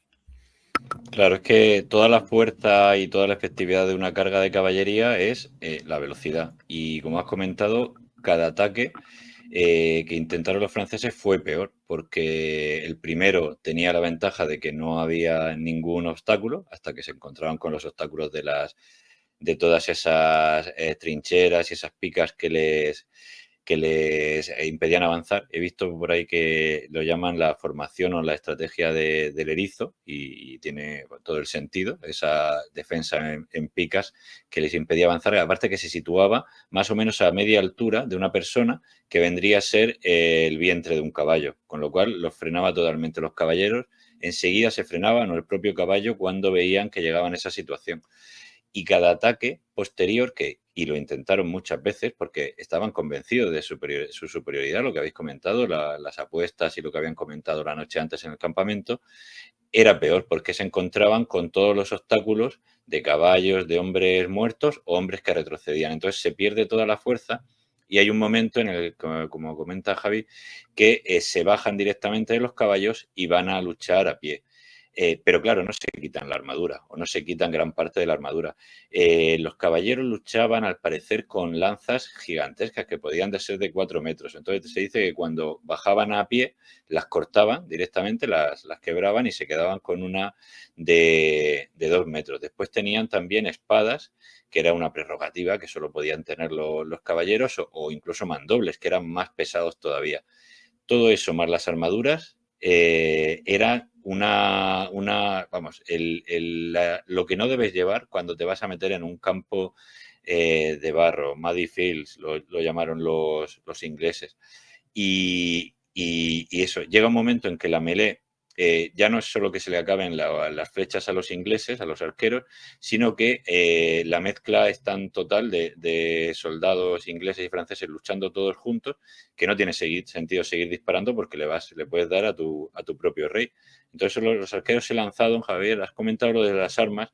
El arma más efectiva y que llevaban todos los arqueros, aparte de estas que has citado, era la daga. Era simplemente un cuchillo, algo más largo que un cuchillo normal, mucho más pequeño que una espada, pero junto a la protección que llevaban ellos, que era mucho más ligera, no era de metal, les hacía ser,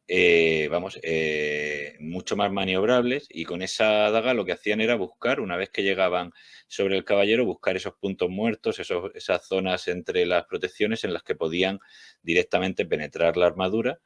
Y esos caballeros, no solo el barro, sino el cansancio, como habéis comentado, y la cercanía del enemigo les hacía que toda esa protección que tenían no les sirviera para nada. Al final, al revés, les estaba impidiendo luchar. He leído también, y me pareció también muy curioso, que una de las causas de muerte o de fallecimiento de caballeros en las batallas de la Edad Media era un golpe de calor.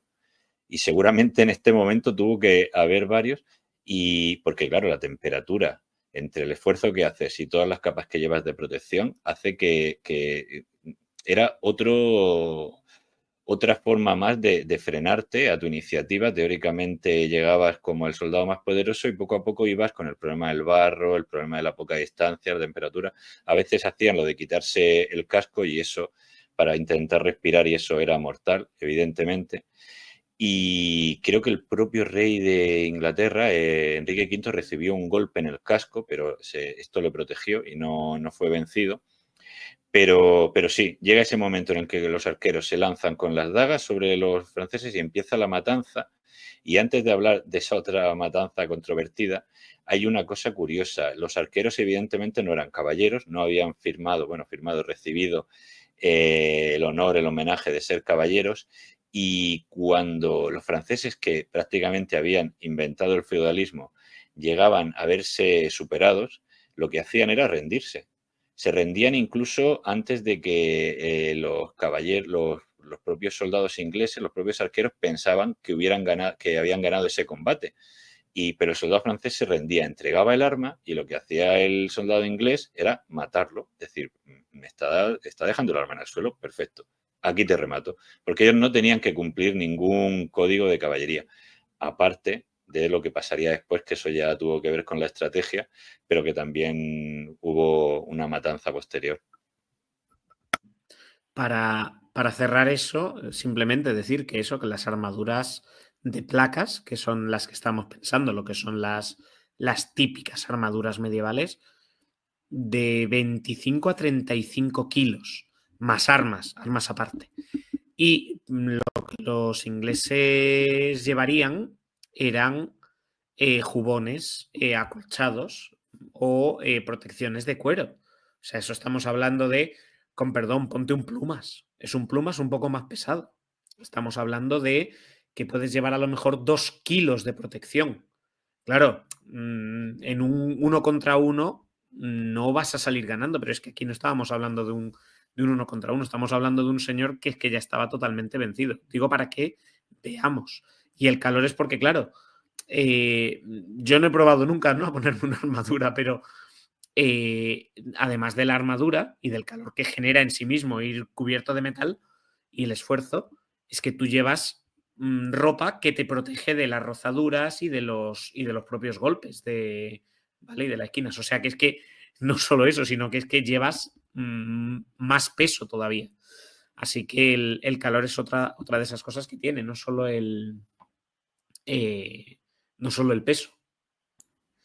Y vamos con el momento controvertido, con ese momento más oscuro, ¿no? Con esa decisión que ahora me decís si está justificada o no, de Enrique V, que contraviene las normas, vamos a decir, no sé si escritas o no, de la guerra medieval, de si tú tienes un prisionero, pues respetar su vida hasta que se pague un rescate por él, ¿no? Que es la de masacrar a todos menos a los de condición más noble, por los que sí que se podría obtener un rescate muy cuantioso, pero incluso a nobles de bajo rango, a todos esos, llevárselos por delante ante la posibilidad, que no sé si era real o no, pero hay que estar en el campo de batalla para evaluarlo, ¿no?, de que hubiera una contraofensiva francesa que pudiera incluso liberarlos, que pudiera sembrar el pánico en su propio campamento, que esos franceses prisioneros se liberaran y entonces pues fueran más enemigos aún. Entonces, ¿qué decide Enrique V? Pues los matamos a todos menos a unos pocos, a los más valiosos, y se produce esa matanza que incluso algunos de sus hombres no estaban del todo de acuerdo, pero que terminaron ejecutando porque era una orden de su rey. ¿Qué pensáis de eso? A ver, en el mapa que teníamos antes, en la parte de abajo a la izquierda estaba el campamento inglés. Y estratégicamente, tú imagínate que un contingente francés fuera por ahí, entonces literalmente los pillaría por detrás. ¿Qué pasa?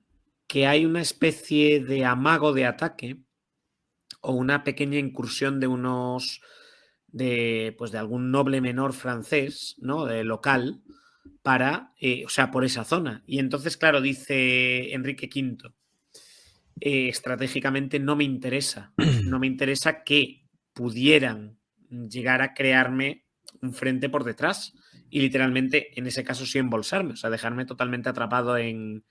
Claro, la batalla era que los franceses estaban por un lado y los ingleses por el otro. Como le pillaran por detrás de ese embudo que habéis dicho, pues ya estaban totalmente... Ahí sí que la batalla hubiera cambiado. Entonces, claro, él toma esa decisión. Si hablamos a nivel estratégico, me parece correcta. Además, estamos en una batalla, estamos en un momento que hay que tomar decisiones rápidas. Con respecto a cómo se solían desarrollar las guerras, me parece que actualmente hubiera sido cuestión, ¿no?, de crímenes de guerra. Estamos hablando de que en ese momento eso estaba bastante mal visto, ¿vale? O sea, tomó esa decisión que estratégicamente yo creo que si a lo mejor no era la mejor, pero desde luego era una buena decisión para evitar la posibilidad de ser derrotado, ¿no?, de ser rodeado, pero lo piensas y entiéndeme, aunque como has dicho tú, Pablo, ¿no? Los arqueros ingleses, los villanos al final, ¿no? Los habitantes normales de una villa, no eran caballeros, no eran nobles, no tenían ningún tipo de compromiso, pero el rey, una vez que tenía hechos prisioneros, el rey y el resto de la nobleza inglesa que los tenían prisioneros sí tenían ese compromiso. Entonces también es cierto que lo rompen, ¿no? Hasta cierto punto. Entonces, hombre, es una situación difícil de... Yo creo que no lo hace bien desde ese punto de vista. Sí, aparte se comenta que es el único punto bajo o el punto que le quita fuerza moral a esa gran victoria, que en todo lo demás fue una gran victoria no esperada, y eso ensombreció un poco esa victoria. Es verdad que al ver lo que ocurrió en la batalla me acordé de un texto que precisamente habíamos leído en clase, uno de los textos de caballería precisamente franceses, eran ellos los que más seguían esas reglas de honor y tiene todo que ver. Fijaos lo que dice, esto es cuando se nombra a un caballero. Ciñéndoos la espada, confiero el orden de la caballería a quien no sufre ninguna bajeza. Buen hermano, recordad que en combate, si vuestro adversario vencido os pide gracia, debéis escucharlo y no matarlo a sabiendas. Aquí ya no es que esté en combate, es que están totalmente derrotados y apresados. Pero al parecer, dentro de la desorganización francesa, parte del ejército, de esa gran cantidad de hombres que tenía el ejército francés, ni siquiera llegaron al campo de batalla a tiempo. Se confundieron, llegaron a otro sitio y parece que parte de esas tropas había peligro de que llegaran justo a socorrer. Y claro, en ese momento es cuando el rey inglés, como tú has comentado antes, Javier, es que quizá habría actuado de otra manera siendo atacado en Inglaterra por los franceses, pero es que estaba en territorio enemigo, sabía que había tenido una victoria, pero no sabía hasta qué punto iba a ser definitiva en ese momento y claro, tomó una decisión que es, pues la fácil, voy a quitarme este problema de encima y se hace esa gran matanza. Exactamente, una matanza que lo que hace es engordar las cifras finales, ¿no? de bajas, que si nos vamos a las estimaciones, la verdad es que nos dan una idea de cómo fue de impresionante la victoria de los ingleses. Las bajas inglesas, lo más aceptado ahora mismo está entre 400 y 500 bajas. Lo más exagerado en cuanto a bocas, hablaban de 100, ¿no? Pero lo más aceptado ahora mismo está entre 400 y 500. Las bajas francesas están entre 6.000 y 10.000, llevándose por delante, que esto es lo más, bueno, todas las bajas son importantes, ¿no? Pero lo más reseñable es que parte de la nobleza francesa queda laminada en apenas una mañana. O sea, es absolutamente increíble, con lo que supone demográficamente también. Estamos hablando de una época en la que no había tantos millones de personas en Europa como hay ahora, ¿no? Ahora, que se me entienda, ¿no? Pero ahora 10.000 vidas son muchas vidas, ¿no? Pero es que 10.000 vidas, perderlas en una mañana en Francia anteriormente era perder toda una generación prácticamente. O sea, es que es absolutamente increíble lo que supuso para Francia. O sea, las cifras, Nemba, son, es que yo cada vez que las veo, yo creo que por eso Azincourt también queda con esa huella tan impresionante. Sí, pero es que el condestable de Francia, el mariscal, o sea, grandes figuras de lo que era el reino de Francia, pues se pierden ahí. Pero es que incluso fijaos, se supone que están enfrentados los Armañás y los Borgoñones y hermanos, ¿no? de Juan Sin Miedo, creo que muere, 2 hermanos mueren ahí, creo recordar. O sea, estamos hablando de que muere un montón de nobleza. Pero es que lo más gordo es que los ingleses prácticamente no pierden. O sea, si nos pusiéramos por el lado máximo, yo creo que la fuente que más puede decir es que no llegan a 1000 nunca. No, 500, ¿Vale? 600 O es lo sea, es más que que sale. es una locura. Eso es optimizar muy bien tus recursos. Y los franceses que se encontraron literalmente con... Pues es que es una masacre. Y ya no te digo los prisioneros porque tantos prisioneros, entiéndeme, nobles, ¿qué puedes tener? 1000. No, es que el problema es que hay 9000, 10.000 muertos más. Y son básicamente de la batalla, de una y otra vez, de ese ataque de una y otra vez y otra vez y otra vez que ha dicho Pablo antes. Entonces ahí hay una cantidad tremenda. Yo no sé si incluso dicen hasta 13.000. Claro, todo esto te descabeza lo que es la organización interna del Reino de Francia, que por mucho que estuviera en guerra civil, es que claro, una cosa es eso y otra cosa es que además te quedas ya sin, claro, no sin estructura, es que si te quedas sin las personas que estaban en esa estructura. Y eso va a provocar después una de las consecuencias más gordas que tiene esto, que es que al final Enrique V va a ser nombrado heredero al trono de Francia. O sea, la gran consecuencia para mí es básicamente que es que no les queda otra a los franceses que aceptar que Enrique V es es el único que tiene capacidad de gobernar Francia en esta situación, porque se lo ha ganado. Así es que no quedan nobles, ¿no? Que se le puedan oponer. Luego ya vendrá Juana de Arco y todo el cierre, ¿no? de la Guerra de los 100 años y la muerte prematura de Enrique V, pero en este momento, claro, ejército y nobleza franceses han quedado totalmente diezmados.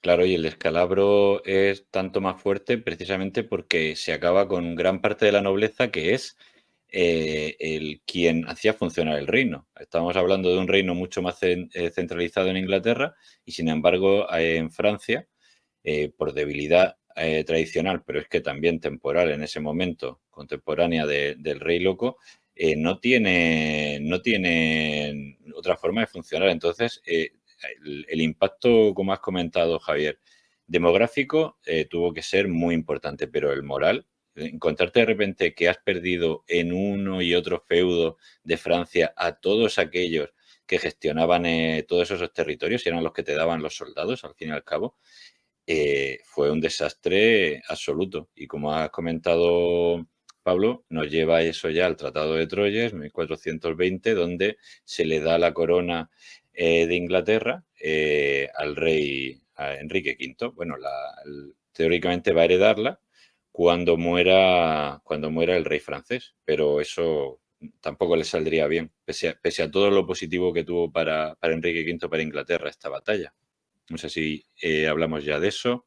Sí, vamos con las consecuencias de la victoria inglesa. Enrique V, bueno, eso sí, eso ya no cambia, ¿no? Se convierte en un héroe para Inglaterra y el impacto directo, pues, de una Francia totalmente desestabilizada, el vacío de poder y, como habéis dicho, la unión de la corona, ¿no? O sea, en este momento sí es efectivo que se une realmente la corona. O sea, no sé si en algún momento más de la historia va a pasar esto, pero en este momento ocurre, ¿verdad?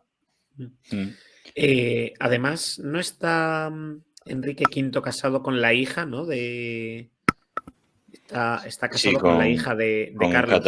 Catalinas, efectivamente.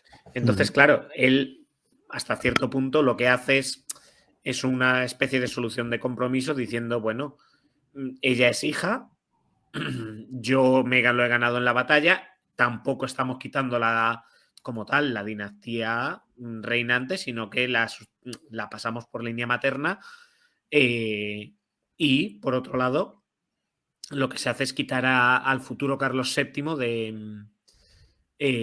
pues eso, del mapa. Pero si es que ha quedado la guerra civil, pues eso, se recrudece. Lo que es la consecuencia, ¿no? de esto es que los franceses en ese momento no es solo que estén descabezados, es que, claro, la de los borgoñones queda mucho más reforzada, porque principalmente la que se pierde es parte de la nobleza de los Armagnacs. Entonces, claro, ellos son muy pro-franceses. ¿Y qué pasa ahí? Digo, muy pro-ingleses los borgoñones. Claro, ahí lo que al final consiguen del 1415 al 1420, lo que intentan es precisamente, o sea, ya todo está girando hacia hacer pues a Enrique V no rey de Francia en ese momento, sino rey a la muerte de Carlos VI, ¿vale? O sea, el heredero. Vamos, convertirle en el delfín, literalmente. Y eso, yo no sé, creo que hay otro momento donde se pueden unir Inglaterra y Francia, pero es que ahora se me ha ido de la cabeza. No lo anoté en su momento. Aquí ahora estamos pero vamos, hablando del Tratado de Troyes, de ¿no? Troyes, sí. 1420, que es 5 años después de Agincourt.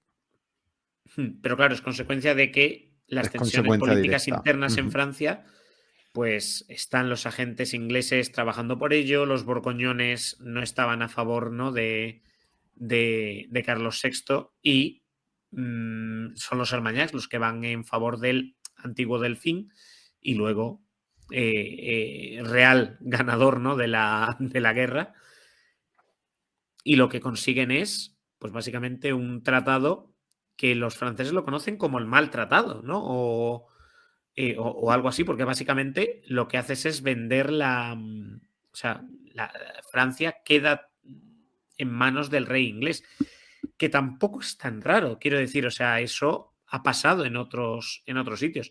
Al final, eso es como se unen Castilla y Aragón en España. No estrictamente por causa de una guerra, ¿no? Pero en Castilla se extingue la línea masculina. Lo que pasa es que, claro, resulta que curiosamente se ha casado con uno de la misma línea, ¿vale? Por aquello los Trastámara. Pero Isabel se ha casado con Fernando y se extingue ahí, digámoslo así, la parte castellana de los Trastámara masculina. Pues ahí estamos en un caso parecido. O sea, hay un montón de situaciones donde esto se ha dado. Y básicamente lo que habrías podido conseguir es una unión, ¿vale?, de Francia e Inglaterra, pero fijaos, realmente no es una cosa tan extraña. Sería como funcionó aquí España hasta la llegada de los Borbones, y Pablo nos lo puede ahora confirmar, que sería un mismo rey y reinos diferentes funcionando con leyes diferentes, con sus leyes tradicionales. O sea, lo que fue aquí, Castilla por un lado y Aragón por otro. La corona de Aragón funciona a su modo y la corona de Castilla funciona al suyo. Cada uno con sus leyes, cada uno con sus fueros y cada uno con todas las particularidades que tiene. Esa hubiera sido la unión, una unión personal, donde es el mismo rey, pero rey de dos reinos distintos. Efectivamente, es que es la Edad Media y es un concepto que es extraño y hay que explicárselo a la gente porque no tiene nada que ver con el concepto actual de nación. Entonces, bastantes cosas pasaron para que eso cambiara, pero es verdad que en ese momento lo que se podía entender como país o nación eran los distintos territorios a los que tenía derecho por guerra, por casamiento, un rey, y esa unión no habría sido tan extraña.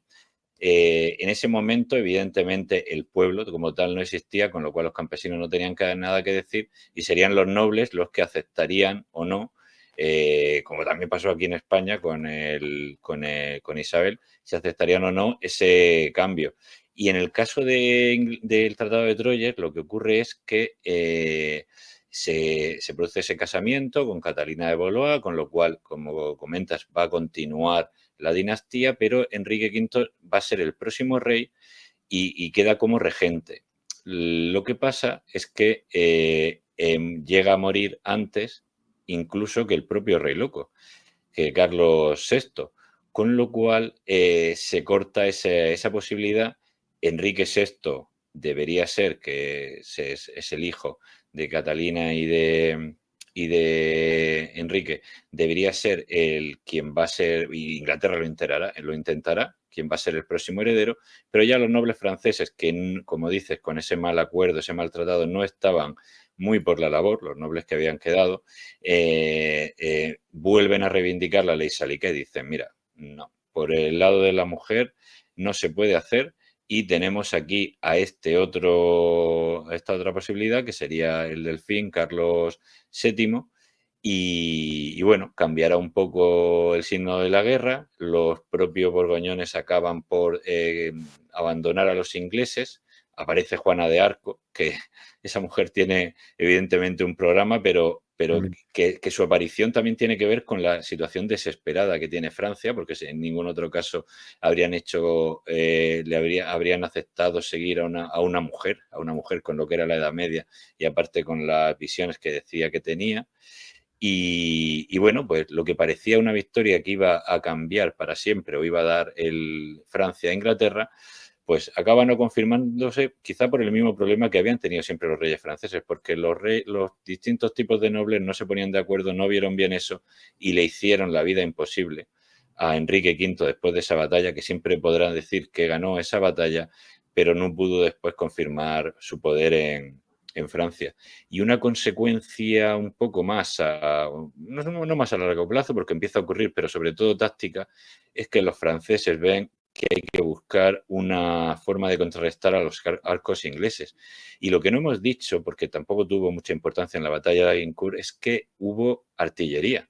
Hubo artillería por parte de Francia, muy poca, e incluso no solo cañones, sino algo parecido a lo que después serán los arcabuces, montados pequeños cañones sobre estacas para disparar contra los arqueros ingleses. Eso no funciona en ese momento, pero lo irán desarrollando y entre eso y una mejor utilización de la caballería, que si queréis lo comento, en una batalla posterior en Patay, que es una batalla que se le da como victoria a Juana de Arco, pero realmente ella no interviene en la batalla, sí en dirigir al ejército.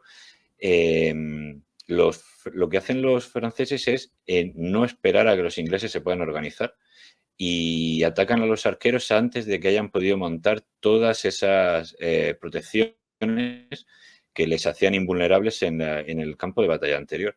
Y eso hizo que pasara lo que todos hemos imaginado antes de saber lo que ocurrió en Agincourt. Si llevas con un ejército solo de arqueros y te ataca la caballería y no estás preparado, fue una masacre total, con el impedimento más fuerte para los ingleses, que era muy difícil tener un ejército de arqueros, había que formarlo durante muchos años y acabar con un arquero, con 100 arqueros, con 1000 arqueros, era un desastre. No había forma de volver a tenerlos hasta mucho tiempo después.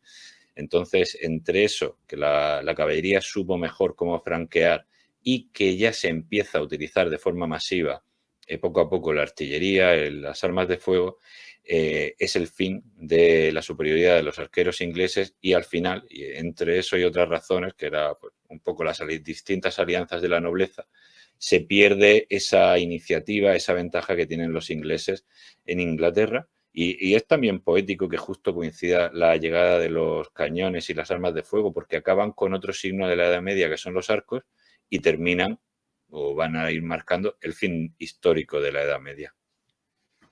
Perfecto. Bueno, pues he estado comprobando aquí la pregunta que yo mismo me había hecho y realmente prácticamente es la única vez, ¿no?, que se une la corona francesa con la inglesa. Lo que pasa es lo que habéis comentado, nunca llega a consolidarse plenamente, pues porque la nobleza francesa no lo acepta. Y después, tras la derrota definitiva de los ingleses en 1453, ya estamos concluyendo, la única posesión inglesa que queda en Francia va a ser Calais hasta 1558, pero como dato curioso es que a pesar de todo lo ocurrido, ¿no?, los monarcas ingleses siguieron reclamando el título de rey de Francia hasta 1801, nada menos. O sea que fue una cosa que tuvo su eco en siglos posteriores, incluso entrando en principios del siglo XIX. Sí, o sea, una cosa terrible. Bueno, pues entramos en la recta final, ¿verdad? Y ahora sí, en el capítulo de conclusiones. Así es que, Nemba, no sé si te has dejado algo en el tintero o quieres hacer alguna reflexión final. Adelante. No, solamente hablar de eso. Pablo ya lo ha desarrollado. Azincourt es el final de la guerra medieval clásica, porque los arcos largos terminan venciendo a lo que es a lo que es la caballería, que ha sido el arma medieval por excelencia. Entonces, claro, a partir de aquí, Francia tiene que reorganizarse completamente, que es todo lo que Pablo ha dado pinceladas, ¿no?, con lo que luego pasará con Carlos VII, Juana de Arco y demás. O sea, el ejército francés se modifica. El ejército francés incluye mejoras. El ejército francés ya no va a depender tanto de esto. Pero es que no es solo el ejército, sino la propia organización del Reino de Francia a partir de aquí va a variar para al final ser más fuerte, para al final ser mucho más fuerte. Y entonces vamos a, bueno, he mirado y Enrique VI, o sea, el hijo de Enrique V, llega a ser coronado en París, rey de Francia, creo. Pero, claro, es una cuestión tan efímera porque sí, se supone que legalmente lo es, pero ya los nobles franceses están contra él. Ya al final los borgoñones terminan volviendo, digámoslo así, a ser Francia y ya va a ser toda la lucha contra el enemigo inglés. Las consecuencias, aparte de eso, es, pues, fijaos qué cosa más curiosa y todo lo que podría haber cambiado. Eso, Pablo, tú que trabajas el what if histórico, este es un buen what if. ¿Qué hubiera pasado si se crea un imperio inglés y francés para toda la edad moderna? Es que literalmente Le estás dando ideas, ¿eh? estamos dando ideas aquí de cosas. Lo que hubiera pasado es que el mundo tal como lo conocemos no tendría nada que ver.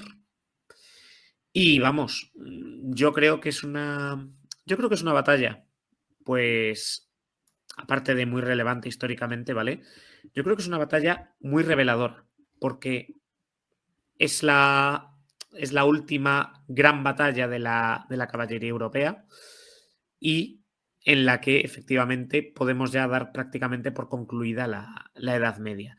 Yo tengo que decir que no es una de las batallas que antes de que Javi nos sacara su arco y amenazara, ¿no? Para hacerlo, yo no le había prestado atención.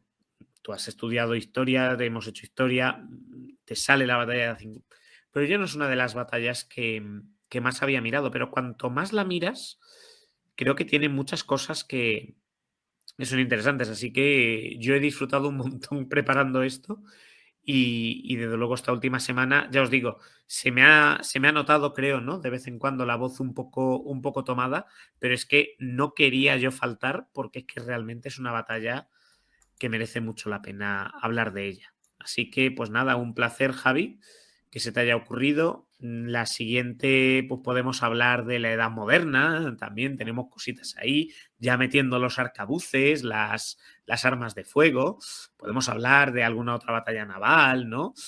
Porque si no, Yo me quedé con las efectivamente... ganas de una de las batallas napoleónicas para Eso está hablar. pendiente, eso está pendiente. O sea que, Y es que si no, ya sabes que Pablo y yo volvemos a tirar a los clásicos porque donde esté Grecia y Roma, aquí está todo muy divertido. Hay otra muy interesante que no es ni de Grecia ni de Roma a ver. y es la batalla de Cadés. Yo la dejo aquí planteada porque es una de las batallas de la antigüedad de las cuales tenemos la curiosidad de que sabemos el punto de vista de los dos bandos. Así que yo lo dejo también ahí. Por si hay que volver a la antigüedad, pues ya está. Caerá. Pues ha sido Caerá. todo un honor estar otra vez con vosotros para otra fase historia. Y la verdad es que lo he disfrutado mucho. Un placer, Bueno. Nemba. Para mí siempre es un placer también tenerte a ti. Venga, Pablo, que cierras tú hoy. Venga. Sí, bueno, lo de Cadés lo has soltado ahí, eso es peligroso, ¿eh? Canela fina esa batalla. Y bueno, solo comentar algunas cosillas que se me han quedado fuera. Lo comenté antes, me hizo mucha gracia por privado lo de que, precisamente porque lo que había pasado en Harfleur, los caballeros, los arqueros ingleses estaban enfermos. Y la disentería, hemos comentado más o menos cómo se contagia, pero no lo que provoca. Y viene a ser que tienes que ir mucho al baño en un sitio donde no hay nada de baño. Entonces se dice, no sé hasta qué punto es real, pero la verdad es que entiendo que puede ser así, que los arqueros ingleses lucharon directamente sin pantalones. Se hicieron con telas, algo parecido a pañales, lo que podría ser así, y lucharon así, o sea, con lo cual la estampa tenía que ser digna de ver. Desde luego, después todas las recreaciones históricas que se han hecho, películas, pues el propio Shakespeare no lo van a decir porque les quita heroísmo, pero así era la vida, o sea, tan dura como esa. Quería también comentar que esto forma parte de la cultura inglesa y al final internacional, pues Shakespeare, que hace con Enrique V en alguno de los dramas que hace, Enrique V trata esta historia, evidentemente la dramatiza, cambia muchas cosas, pero de ahí viene también, de esa obra de Shakespeare, el discurso que pone en boca de Enrique V antes de la batalla, que es aquello de nosotros, hermanos, o sea, pocos felices nosotros, una banda de hermanos, el Band of Brothers, ese tan... Y después una reflexión sobre que algo así como que se arrepentirían todos aquellos de los que no hubieran estado aquí en esta batalla, que lo utilizará después William Wallace de forma pues no, nada histórica, aunque no hay historia ninguna aquí porque se lo inventa Shakespeare en la película sobre el revolucionario, que se me ha olvidado ya. Sí, Braveheart, efectivamente. Se lo pone en sus palabras, lo moderniza, pero queda así tal cual. Y bueno, como se lo he recomendado a mis alumnos, lo recomiendo aquí también a todos los que quieran verla. La película de King trata también, cambiando muchas cosas, pero trata también Enrique V y esta batalla principalmente. Y bueno, creo que es totalmente recomendable para, una vez que has oído el programa, para empaparte también. Está muy bien la película y los actores, bueno, tienen mucho nivel ahí. Robert Pattinson y Timothée Chalamet. Y bueno, como ha comentado Pablo, me ha encantado hacer el programa. La verdad es que, como te pasó a ti, realmente la batalla no lo tenía esa conciencia de que hubiera sido tan importante, y todo lo que ocurrió después y la significación histórica que tuvo y al final las consecuencias. Así que ha sido un placer también pues informarme y poder descubrir todas las cosas que hemos descubierto. Y nada, encantado y bueno, me podéis llamar para cualquier otra batalla, nunca mejor dicho, porque me va a encantar hacerlo. Pues un placer también, Pablo. Yo es que esta sí la tenía yo entre mis batallas favoritas, gracias, entre otras cosas, a este libro que tengo yo, no sé desde hace cuánto. Se ve un poquito por la tipografía y la maquetación, ¿verdad? Grandes jefes militares y sus batallas. Este creo que lo compré, no sé si fue del Círculo de Lectores, pero para que os hagáis una idea, la edición que tengo es del año 99, o sea, enero de 2000, mejor dicho. La primera edición es del año 96 y es un libro que me encanta, y en este fue, al leerme la batalla de Agincourt, pues hace ya más de 20 años, cuando quedé prendado, ¿no? Por ese genio militar, esa estrategia, esa forma de aprovechar las condiciones del terreno, las condiciones meteorológicas, el tema de los arqueros para aplastar a un rival que en teoría te iba a aplastar a ti. Esa forma de darle la vuelta a la tortilla a mí me encantó. Y me gusta que hayas hecho mención a Shakespeare, porque Shakespeare va a ser efectivamente el que cierre el episodio de hoy, porque por aquí me lo había preparado. Así es que con estas palabras de Shakespeare, poniéndolas en boca, en teoría, de Enrique V, es con lo que vamos a terminar. Nos pocos, nos felices pocos, nos banda de hermanos, porque aquel que hoy vierta su sangre conmigo será mi hermano, por muy vil que sea. Este día ennoblece su condición, y los caballeros, ahora en sus lechos de Inglaterra, se considerarán malditos por no haber estado aquí, y tendrán su hombría en baja estima cuando oigan hablar a aquel que luchara con nos el día de San Crispín. Hasta la próxima, aquí en Fase 24.